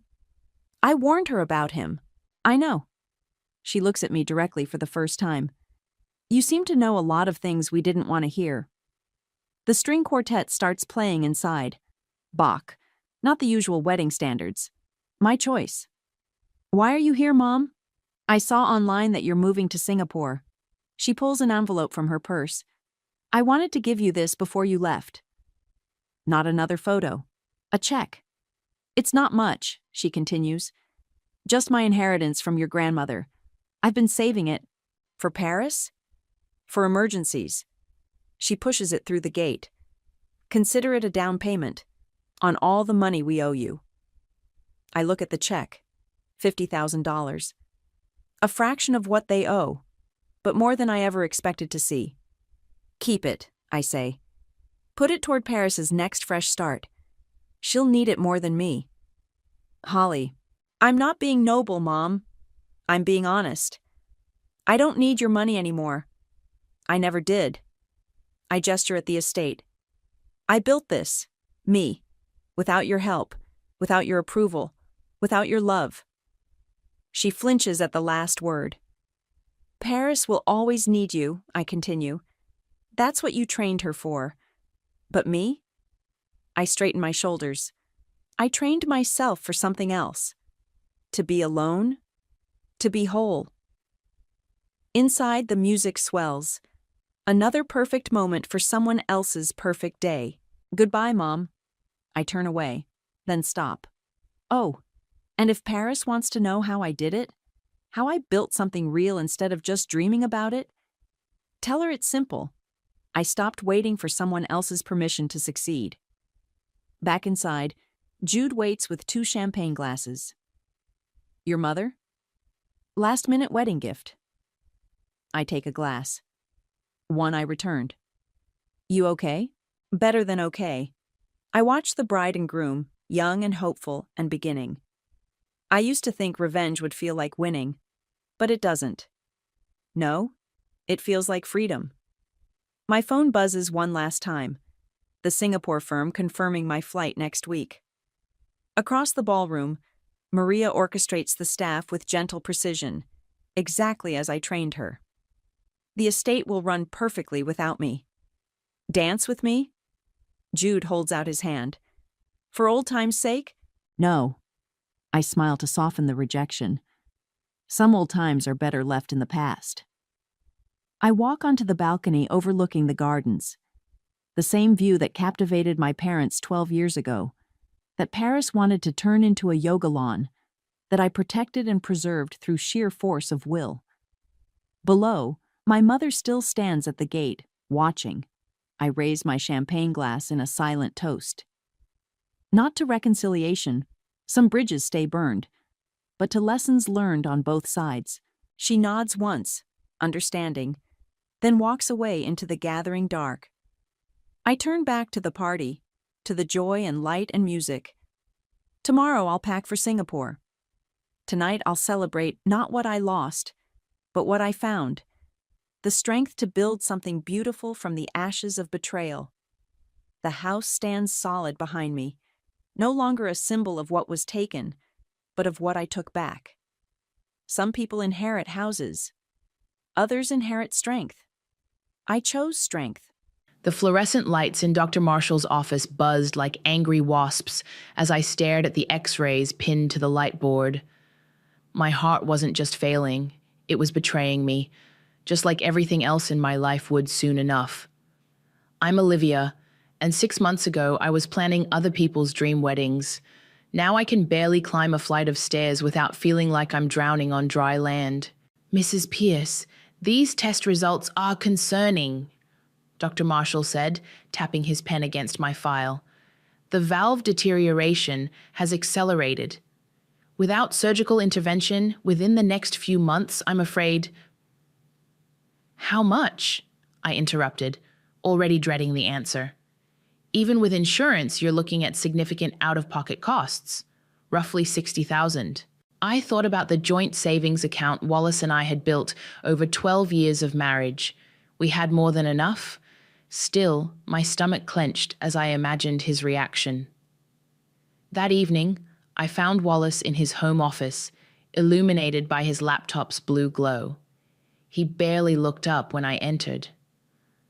The tests came back, I said, my voice smaller than I wanted it to be. Dr. Marshall says I need surgery soon. Wallace's fingers stopped typing. He swiveled his chair toward me, his face arranged in what I'd come to think of as his concerned husband expression. Darling, you're just stressed. Remember last year when you were convinced you had MS? This is different. I have the scans, the results. Olivia. He stood up, wrapping his arms around me. You'll be fine. And we can't afford major surgery right now anyway. The market's been volatile. And with the new property tax assessments, I pulled away. We have the savings, which we agreed to keep for emergencies. This is an emergency. Let's try some lifestyle changes first, he said soothingly. More rest, better diet, maybe some yoga.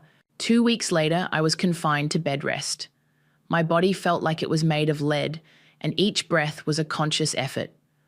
Wallace started working later, coming home with his cologne masked by unfamiliar scents.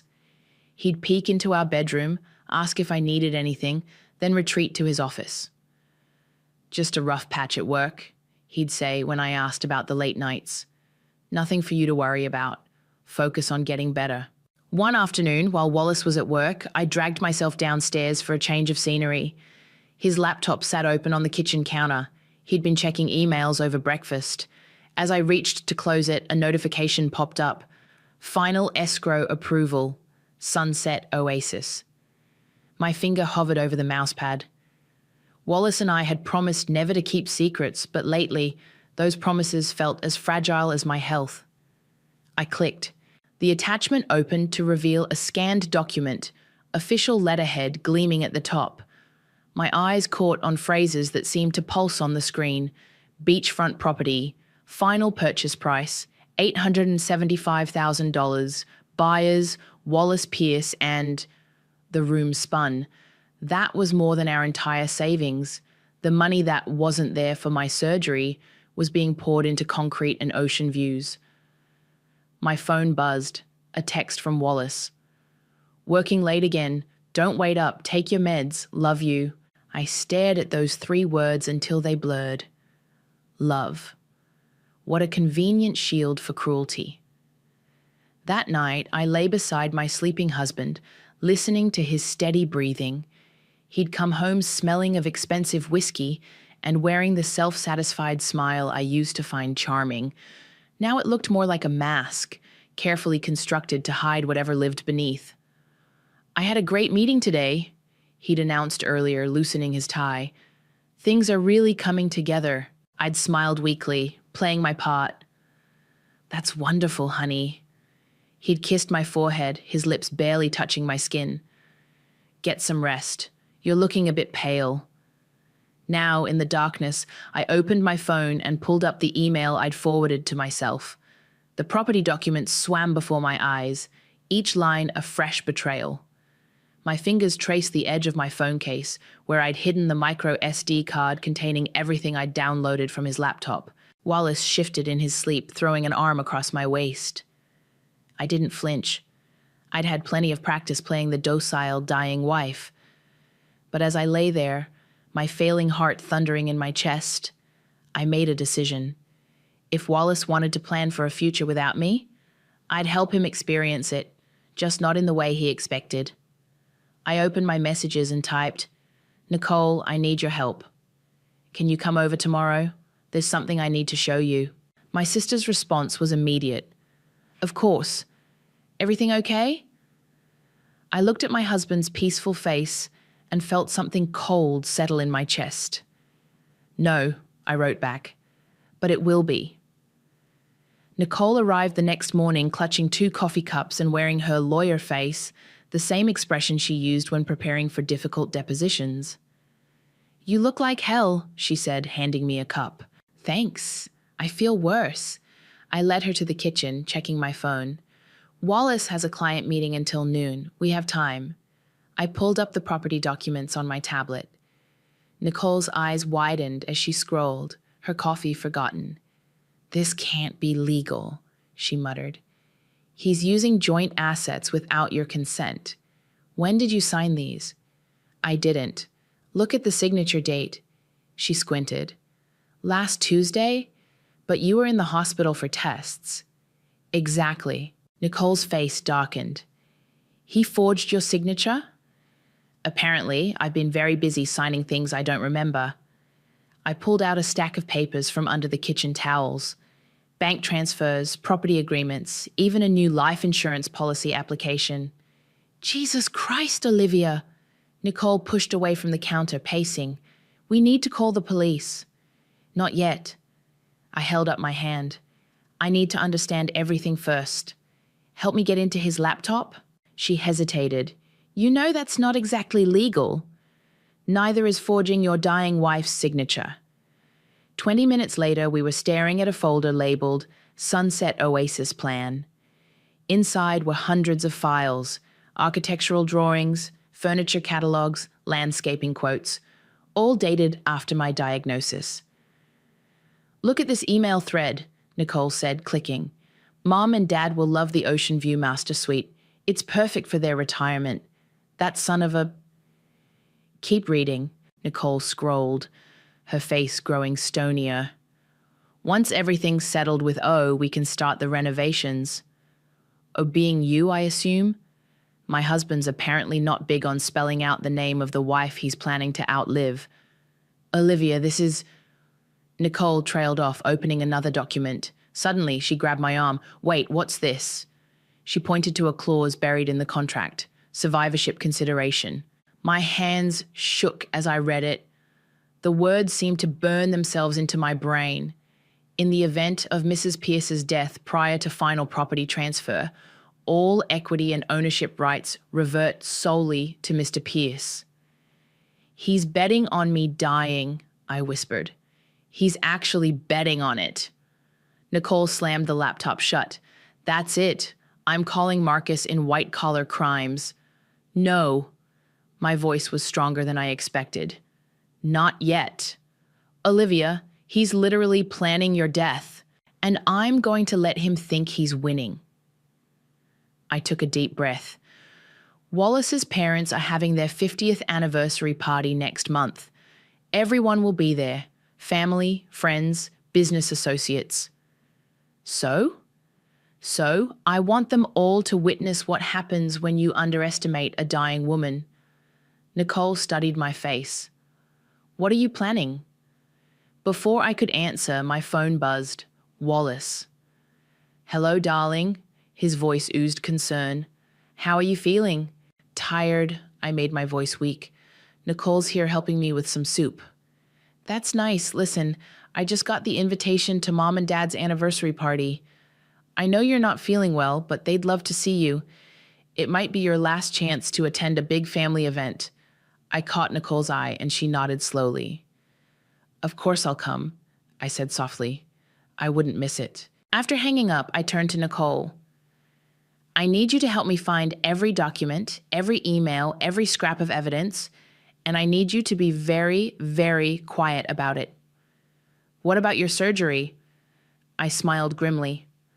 Oh, I'll get the surgery, with Wallace's money. He just doesn't know it yet.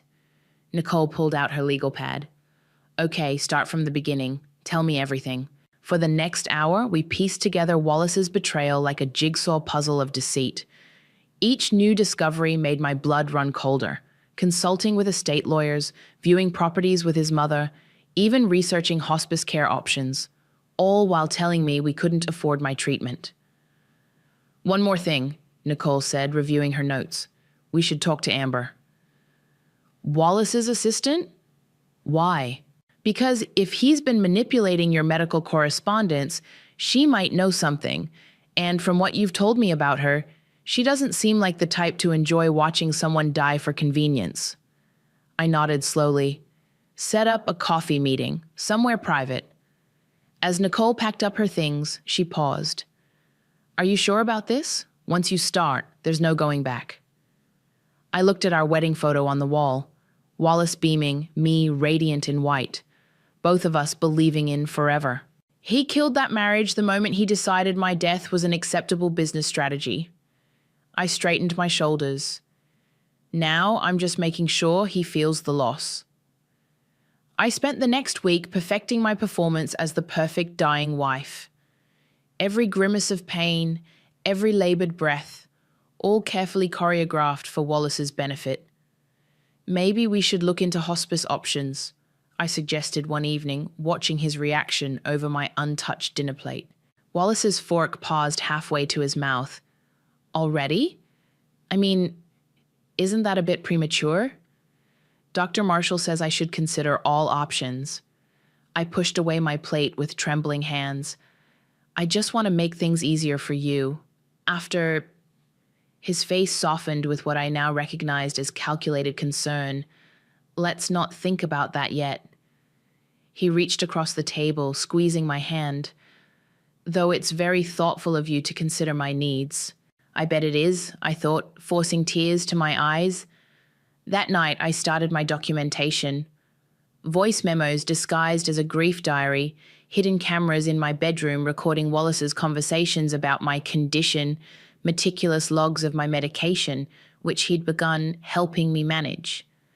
Here's your evening dose, he'd say, handing me pills that I'd later spit into tissues. I wasn't about to trust anything he gave me anymore. Nicole called the next morning. Amber agreed to meet. Tomorrow at 2, at that quiet cafe on Mason Street. Did she say why she's willing to talk? No, but she sounded nervous. The cafe was nearly empty when I arrived. Amber sat in a corner booth, fidgeting with her phone. She looked up as I approached, her eyes widening at my deliberately pale appearance. Mrs. Pierce, Olivia, you look like death warmed over? I smiled weakly, sliding into the booth. Please, be honest. Amber glanced around before leaning forward. I've been wanting to talk to you for weeks, but Wallace, Mr. Pierce, he's very particular about your care.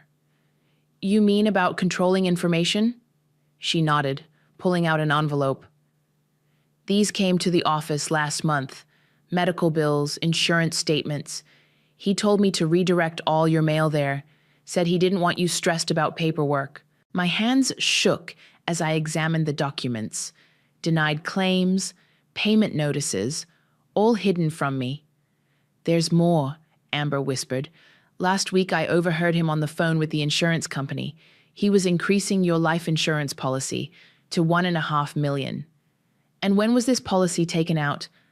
Right after your diagnosis. Amber's voice cracked. I'm so sorry. I should have said something sooner. I reached across the table, squeezing her hand. You're saying something now, that's what matters. Back home, I found Wallace in high spirits. Darling, I've been thinking about Mum and Dad's anniversary party. We should make it special. Oh? Yes, I've got a surprise planned. Something to show everyone how much family means to us. I bet you do, I thought, but said, That's wonderful, honey. I hope I'm strong enough to fully appreciate it. His smile flickered. Actually, about that, I've been talking to Dr. Marshall. My heart jumped. You have? Yes, about possibly reducing your medication. He thinks some of your weakness might be from over-medication. Liar.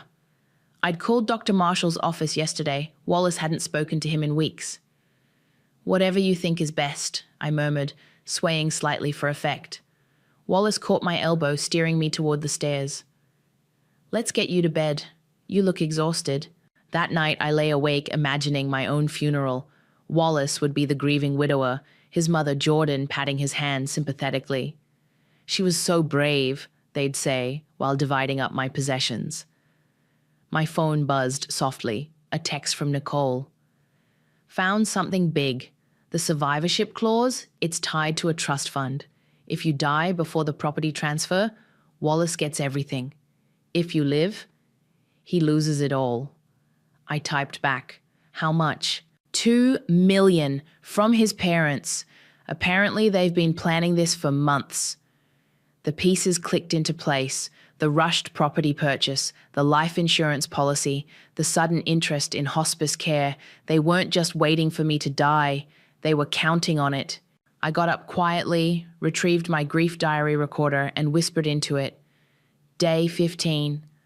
Sometimes I wonder if Wallace knows I can see through his act. If he realizes that every time he brings me the wrong pills, every time he lies about talking to my doctor, he's giving me ammunition. I paused, watching Wallace's sleeping form. He thinks he's writing my obituary, but I'm actually writing his confession. My phone lit up again. Nicole, what do you want to do? I looked at the anniversary party invitation on my nightstand.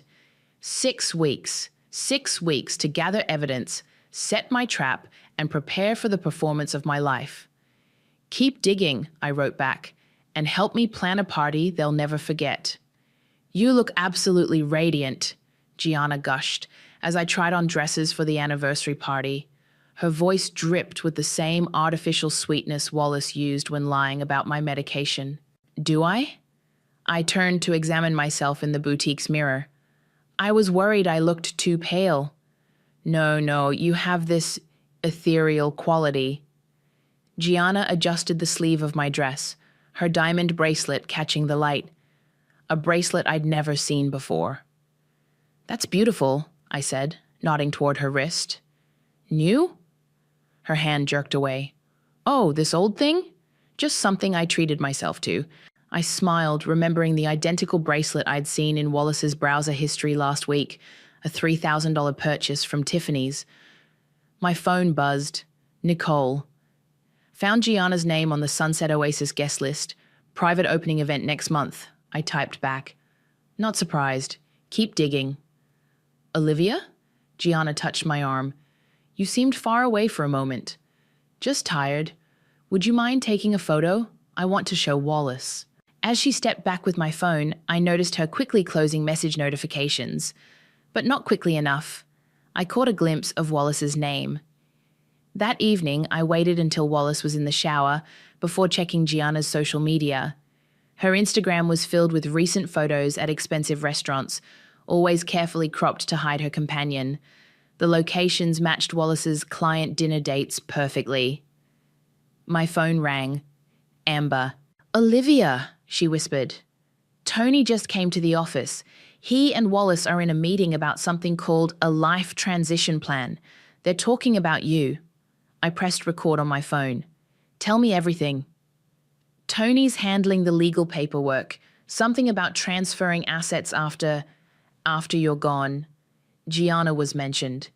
They're planning something for after the anniversary party. My hands shook as I ended the call. I opened my laptop and began typing. Dear Gianna, I hope this email finds you well. I wanted to thank you for your friendship during this difficult time. I've updated my will and included a special bequest for you, something to remember me by. Would you meet me for coffee to discuss it? 20 minutes later, she replied, Of course, darling. Tomorrow at 11? I forwarded the exchange to Nicole with a message. Watch how fast she tells Wallace. Sure enough, within an hour, Wallace casually mentioned over dinner, You know, you shouldn't worry about updating your will right now. I can handle all that later. But Gianna said, I stopped, feigning confusion. Oh, did she mention our coffee plans? Wallace's fork clattered against his plate. She might have texted me. I don't remember. Of course, I smiled weakly. My memory's not what it used to be. The next morning, I met Gianna at our usual cafe. She was already there, wearing the bracelet. Before we discuss the will, I said, setting my phone to record, I wanted to ask your opinion about something. Wallace mentioned a property by the beach. Gianna's coffee cup rattled against its saucer. Did he? Yes, something about his parents retiring there? I'm having trouble remembering the details. Oh, Sunset Oasis. Her eyes lit up before she caught herself. I think that's what he mentioned. Right. Will you be visiting once it's ready? Well, maybe someday. My phone buzzed. Nicole again. Got the guest list for the opening event. Gianna's listed as future Mrs. Pierce. I stood up abruptly, swaying for effect. I'm not feeling well. Rain check on the will discussion? Of course. Gianna jumped up, all concern. Should I call Wallace? No need. I'm sure he's busy with client meetings. At home, I forwarded the recording to Nicole, adding it to our growing evidence file. Then I called Amber. I need copies of every document Tony brings to the office, I said. Can you help? Already on it, she replied. And Olivia, I found something else. Wallace has been meeting with a divorce lawyer. I laughed bitterly. Why bother with divorce when he's counting on a death certificate? No, Amber said quietly. The consultations were from before your diagnosis. He's been planning this for over a year. The room spun. I gripped the counter, memories flooding back. Wallace's sudden interest in my health last year, his insistence on those unnecessary medical tests, the new doctors. My phone lit up with a text from Wallace. Working late again. Don't forget your meds. Love you. Below it, another message appeared from an unknown number. Mrs. Pierce, this is Tony. We need to talk. It's about Wallace and what he's planning for after the anniversary party. Meet me tomorrow? I stared at the message. my hands steady for the first time in weeks. Perfect timing, Tony, I whispered. Let's see what else my husband's best friend can add to the evidence pile. I met Tony at a quiet diner on the outskirts of town. He looked nervous, fidgeting with his coffee cup as I slid into the booth across from him. Thanks for meeting me, he said, glancing around. I've been struggling with this for weeks. With what, Tony? Your role in helping my husband plan for my death? He flinched. It's not like that. Wallace said you'd discussed everything, that you wanted to make sure he was taken care of. Really? I pulled out my phone, playing one of Wallace's recorded conversations about hiding my medical bills. Does this sound like someone who's discussed everything with his wife? Tony's face drained of color. I didn't know. What exactly are you handling for him, Tony? The property transfer? The insurance policies? Or just the paperwork for his new life with Gianna? How did you know about Gianna? The same way I know about the trust fund from Wallace's parents. The one that only pays out if I conveniently die before the property transfer. Tony pushed his coffee aside. Jordan and Glenn insisted on the clause. They said it was to protect the family assets. From me? They never thought you were good enough for Wallace. He leaned forward. But this has gone too far. The things they're planning. Tell me, after the anniversary party, Wallace is going to announce the property purchase. It's supposed to look like a surprise gift for his parents. But really, he swallowed hard. They're planning to move Gianna in by Christmas. And where do they expect me to be by Christmas? Olivia. Say it, Tony. They have a hospice already picked out. His voice cracked. Wallace said your condition would deteriorate rapidly after the party. Something about medication changes. My hand tightened around my phone. Did my loving husband mention how he's been tampering with my prescriptions? Tony's eyes widened. What? Nicole, I called out. My sister emerged from a nearby booth, legal pad in hand. Got it all recorded, sis. Tony jumped. You set me up. Consider it your chance at redemption, I said. You can either help us stop this, or you can face conspiracy charges when everything comes out. They'll know I talked. They're going to know a lot of things soon. I slid a document across the table. Sign it. What is it? Your sworn statement about everything you just told us. Nicole had it prepared. His hand shook as he signed. What are you going to do? Watch the show, I said, standing up. Front row seats at the anniversary party. Back home, I found Wallace in his office, looking troubled. Everything okay? I asked innocently. Tony's acting strange. Canceled our meeting today. He studied my face. How are you feeling? Tired, but I want to look my best for your parents' party. About that, he shifted in his chair. Maybe it's too much for you. No, I said firmly. I want to be there for the big surprise. His eyebrows shot up. What surprise?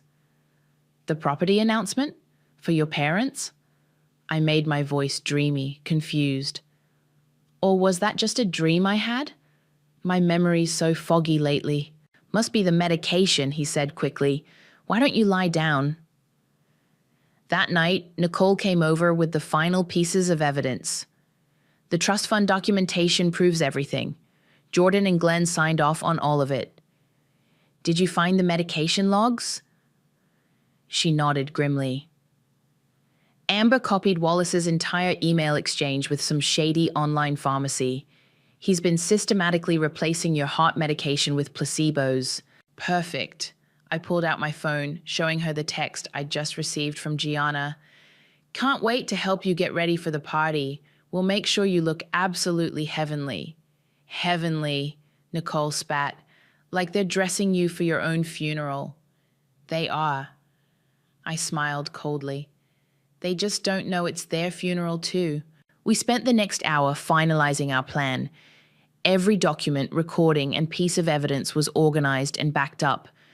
Nicole had prepared legal papers that would freeze all assets the moment we revealed everything. Are you sure about this? She asked finally. Once we start, they're already trying to kill me, I said quietly. The least I can do is make sure they suffer for it. My phone buzzed.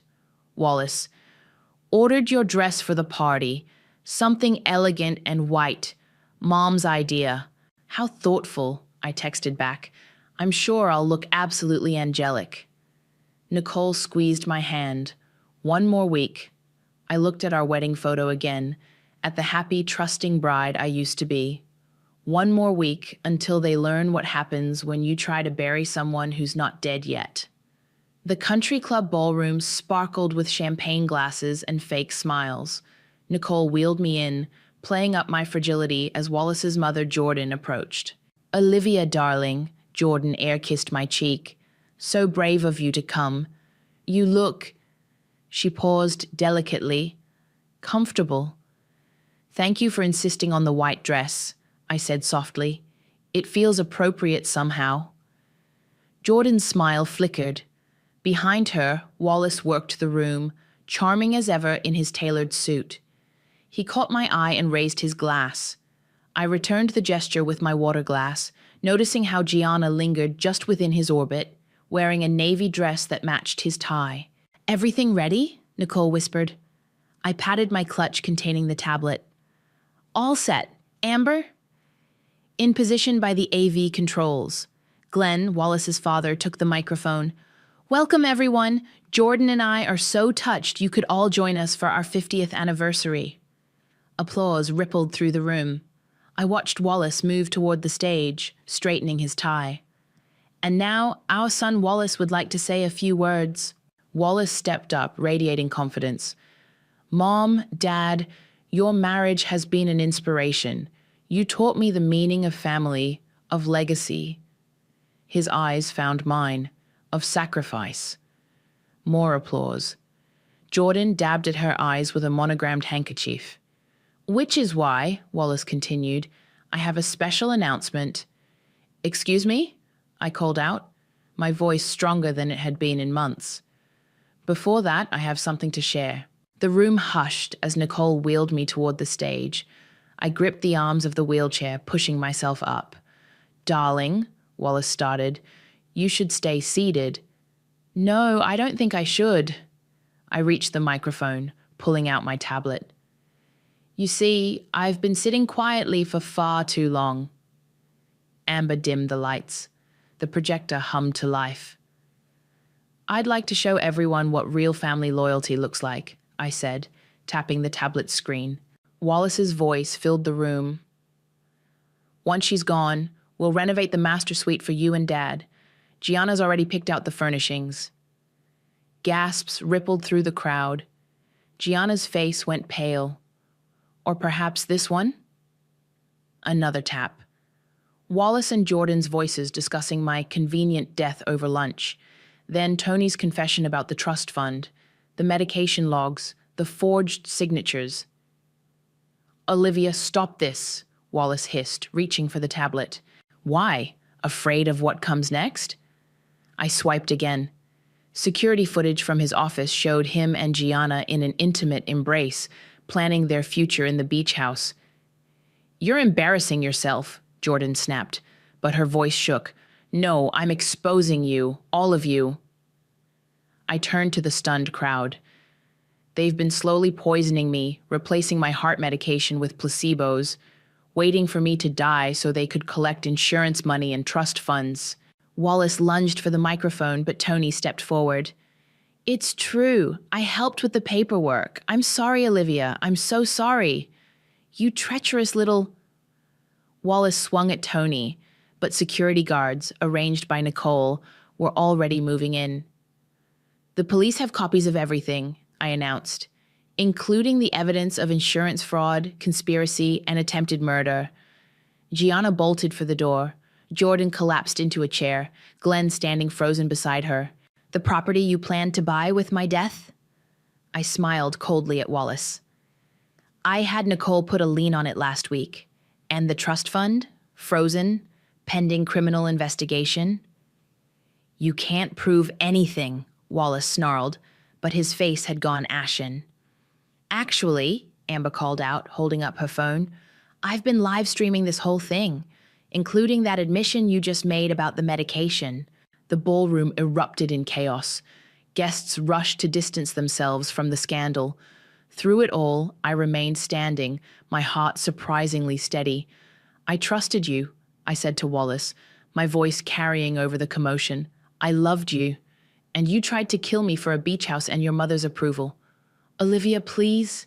He reached for me, his mask finally cracking. We can explain. Save it for your lawyer. I nodded to the police officers entering the ballroom. They're here for you, by the way, all of you. As they led Wallace away in handcuffs, I turned to Jordan. By the way, happy anniversary. I hear prison visits are allowed on special occasions. Nicole appeared at my side with a real pill bottle. Ready to go? I looked around the destroyed party, the scattered guests, the abandoned anniversary cake, the shattered illusion of the perfect family. Just one more thing. I picked up Wallace's abandoned champagne glass. To new beginnings, and to karma, which really is a patient, methodical bitch. I drained the glass as police lights flashed outside, illuminating the ballroom in waves of red and blue. The aftermath unfolded like a slow-motion car crash. Police swarmed the ballroom, taking statements from shell-shocked guests. Gianna hadn't made it far. They caught her in the parking lot, mascara streaming down her face. You don't understand, she sobbed as they led her back inside. Wallace promised me. A beautiful life by the beach? I interrupted. Built on my grave? She crumpled into a chair. He said you were dying anyway, that we'd be doing you a favor, making your last months peaceful. By replacing my medication with sugar pills? A detective approached, notepad in hand. Mrs. Pierce will need your full statement. Of course. I handed him a USB drive. This contains everything. Recordings, documents, medical records showing medication tampering. My sister Nicole can walk you through the legal details. Across the room, Jordan was having a meltdown. Do you know who we are? You can't treat us like common criminals. Actually, Nicole stepped forward, legal papers in hand. We can. Conspiracy to commit murder is still murder, even when you do it from your country club. Glenn finally spoke up, his voice trembling. We were just trying to protect our son's inheritance. By killing his wife? Tony stood nearby, handcuffed but talking. That's what finally got to me. The way you all discussed it like a business transaction. Wallace remained eerily quiet, watching me with a mixture of hatred and something else. Respect, maybe. Or fear. You could have just divorced me, I said, walking over to him. Instead, you chose this elaborate plot. Why? The trust required me to be widowed, not divorced. His smile was cold. Mom and Dad's idea. They never thought you were good enough for their precious bloodline. Speaking of blood, Nicole interrupted, the DA is very interested in those tampered medication bottles. Premeditated murder carries a hefty sentence. Amber approached with her phone. The live stream hit 100,000 views. People are already calling it the Death Do Us Part scandal. Turn that off, Jordan shrieked, lunging for the phone. 2 officers held her back. No, let it roll, I said. Let everyone see what happens when you marry into a family of vipers. The detective returned. We'll need you all down at the station. Mrs. Pierce, given your medical condition, we can take your statement tomorrow. Actually, I pulled out a medical report. I've been taking my real medication for weeks now. Amazing how much better you feel when your husband isn't trying to poison you. Wallace's head snapped up. What? Did you really think I wouldn't notice the different pills? I've been documenting everything since I found that property contract. Every fake pill, every secret meeting, every transfer of money. You played us, he whispered. I learned from the best, darling. As they led him away, Wallace turned back. I did love you once. No, I replied. You loved the idea of me. The quiet, compliant wife who would die conveniently and leave you a wealthy widower. Instead, You got me. The ballroom slowly emptied.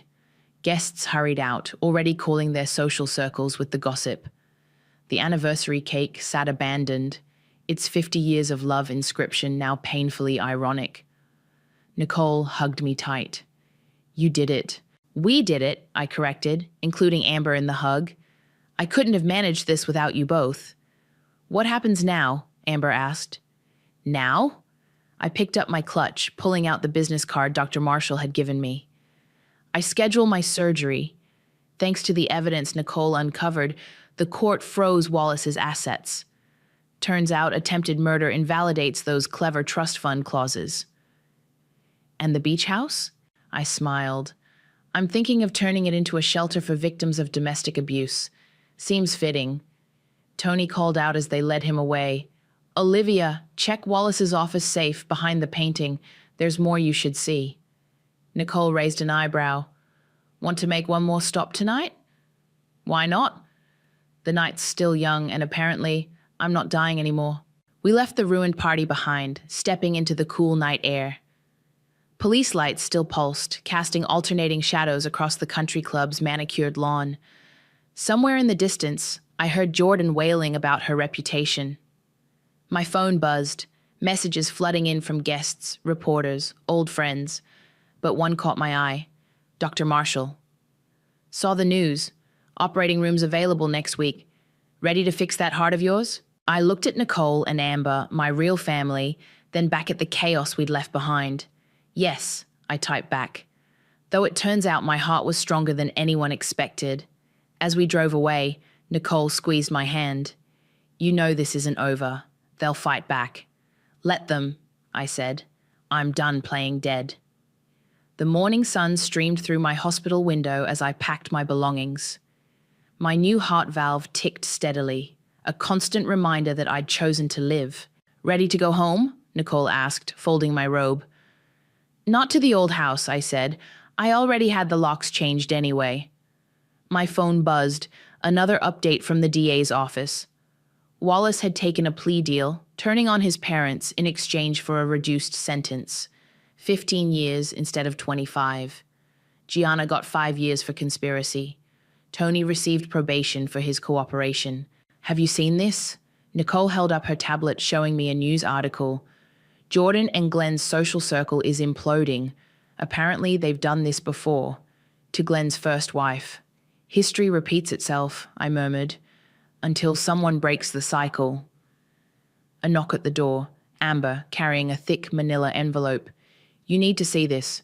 We found it in Wallace's safe, just like Tony said. Inside were documents dating back 3 years. Life insurance policies on other women, all cancelled. Names I recognized from Wallace's past, a pattern emerging. He was planning this long before me, I said. I was just the one who finally fell for it. And the one who stopped it, Amber added. Dr. Marshall entered with my discharge papers. Your recovery's remarkable, though I suspect that has more to do with your spirit than my surgical skills. Speaking of recovery, Nicole grinned, wait until you see what we've done with the beach house. The drive took an hour. As we pulled up to Sunset Oasis, I saw the new sign, Phoenix House, Women's Recovery Center. Inside, the luxury finishes remained, but the space had been transformed. The master suite Jordan had planned now housed a counseling center. The gourmet kitchen served healing meals instead of poisoned ones. First residents arrive next week, Nicole said. Women escaping situations just like yours, but with less dramatic endings. I wouldn't be so sure, I smiled. Every woman has her breaking point. Sometimes it just takes seeing someone else break free first. My phone rang. A blocked number. I answered on speaker. Olivia, Wallace's voice from prison. We need to talk. No, we don't. I just want to understand, how long did you know? Long enough to learn from you, darling.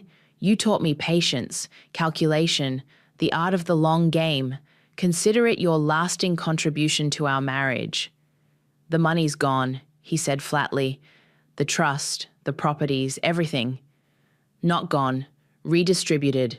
Your mother must be devastated that her precious family fortune is helping the kind of women she looks down on.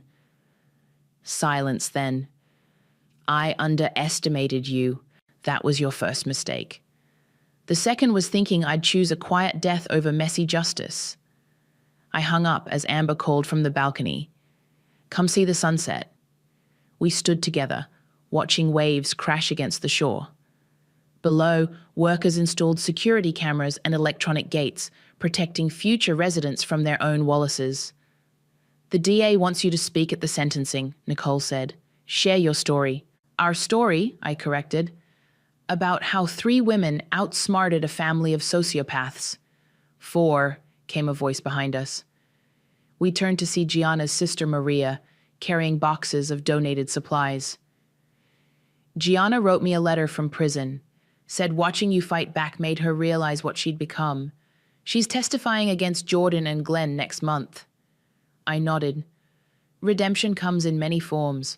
My new heart ticked steadily as I walked the grounds of what should have been my gilded cage. In the kitchen, volunteers prepared welcome packages for incoming residents. In the library, legal advisors set up workstations to help women reclaim their lives. You know, Amber said, Wallace always bragged about leaving a legacy. He did, I smiled, just not the one he planned. That evening, as sunset painted the ocean gold, I sat down at my laptop and began to write. To the woman reading this from her own cage of luxury, wondering if she's crazy, if she's alone, if she's really as weak as they say she is. You're not. Your survival instincts are screaming for a reason. Listen to them. They think your silence means surrender. Let them. Every cage has its weakness. Every jailer has their blind spot. And every woman has her breaking point. Find yours, then break free. They won't see you coming. They never do. With love and strength, Olivia. I hit post and watched the message go live on Phoenix House's website. Behind me, Nicole and Amber prepared dinner, their laughter echoing through rooms once meant to house my killers. My phone lit up with notifications as the post began to spread. Women reaching out, sharing stories, finding courage. They thought they were writing my obituary. Instead, I wrote their legacy. And somewhere in a prison cell, Wallace was finally learning what his mother never taught him. Hell hath no fury like a woman who chooses to live.